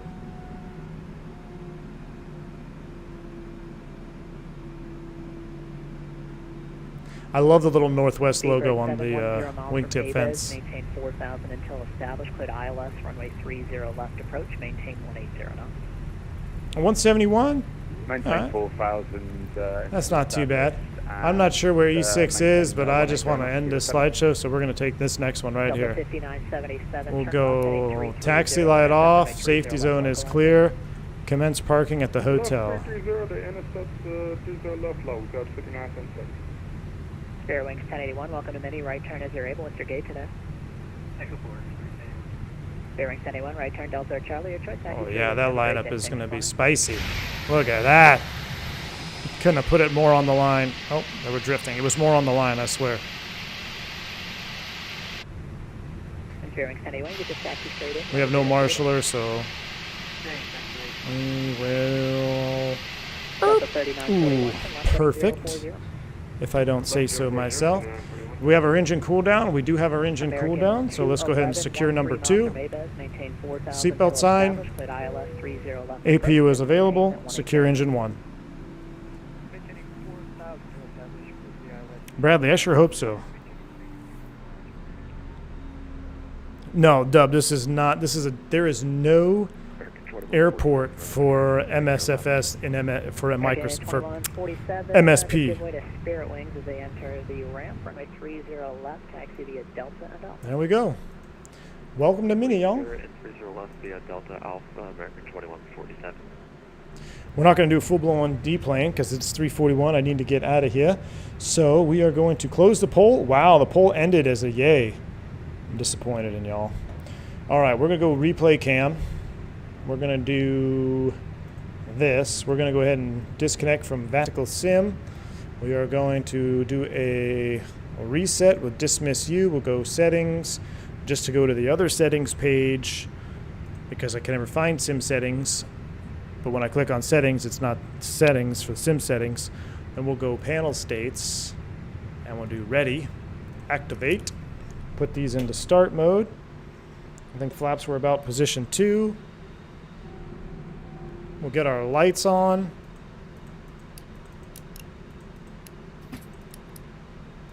Get our seatbelt sign on.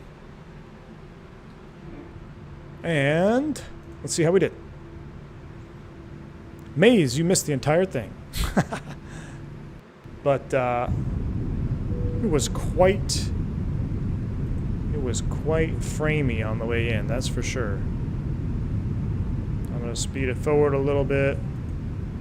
Let it load in.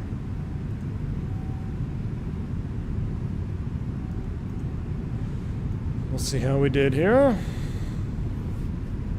That haze killing the... Well, see, yeah, no, it's not too bad. Wonder... It was fine until we were on short final. Here we go. This looks really good, though. 500. Too low. Terrain. Oh. Brakes off. Terrain. Nah, SkyDolly, nah, don't worry about it. Just get Flight Recorder off the Flight Sim TO, man. I don't know why everybody doesn't use it. Flight Recorder is literally the best replay tool you can get. It's free. You can save replays. We did 3 landings and takeoffs in the King Airstream. We got to watch every single one of them. So, Flight Recorder, check it out. It's the best replay tool out there, in my opinion. It's free. You can save replays. It works with most of your animations. Wow, look at all the bass fishing one could do right here. Man, our frames are just wrecked, though. Our frames are wrecking. We might clear the weather out. Fubar, appreciate it, man.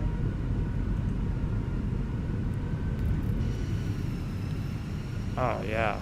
50, 40, 30, 20, retard.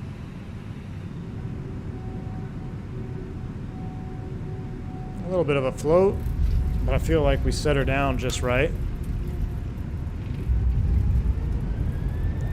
I'll tell you what, we're going to pause it. AJ, can you actually fish there? I've looked at those ponds so many times going into MSP. Can you access it? Here's what we're going to do, chat. We're going to go weather, and I'm going to change this. And then I'll tell you what else we'll do. We'll change the day of time since it's default. No one wants to see clear weather, but let's do this. Let's see if this helps at all.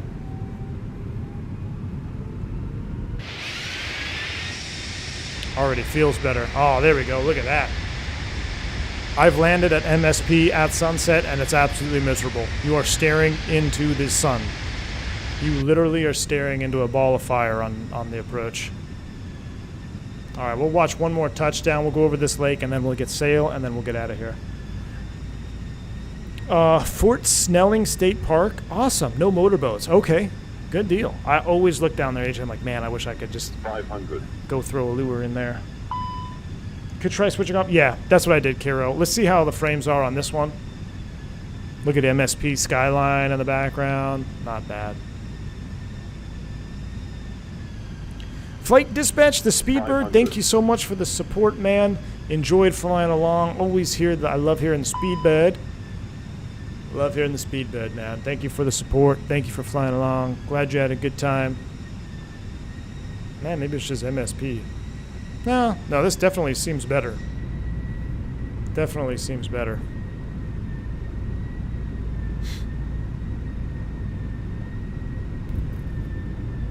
Let's see how our touchdown was.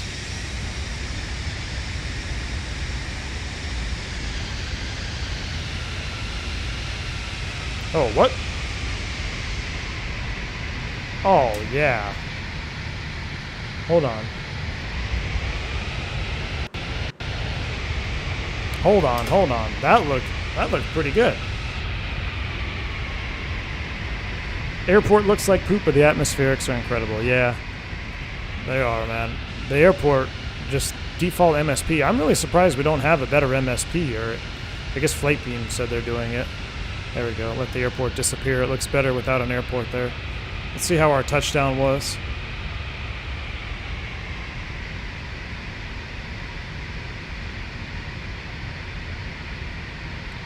Oh, yeah. I'll take that.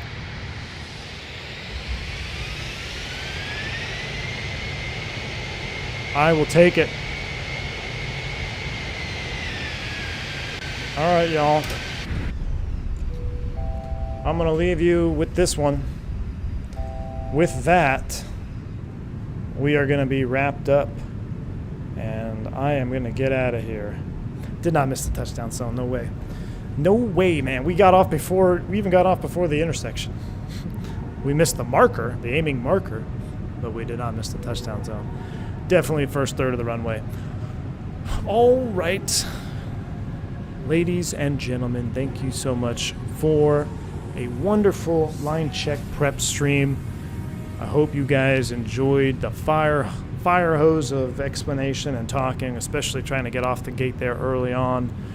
But it's a good change of pace. I'm in the mindset. I'm ready to go do some work. So, again, thank you for the support, whether it's a monetary value, a like button, a view, a subscribe. You guys are awesome. Give yourself some see-yas in chats. Until next time, it won't be till next week, folks. Probably Sunday. Well, Sunday's Father's Day. I may not stream on Father's Day. I don't know. We'll see. Maybe next Monday. We'll be back in Mexico, and we'll probably be in the Mad Dog MD-80. So that's always it's always a fun experience. Until then, stay safe, stay healthy. I'm V1. See you.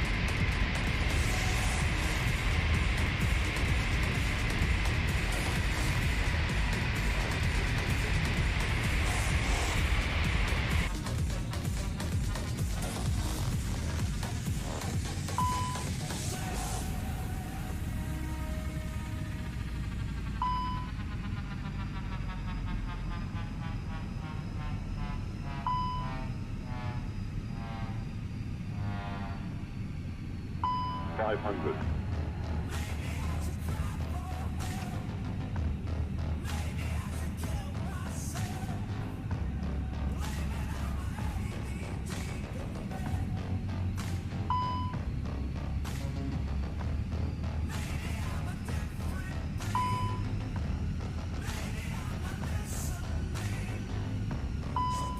$100.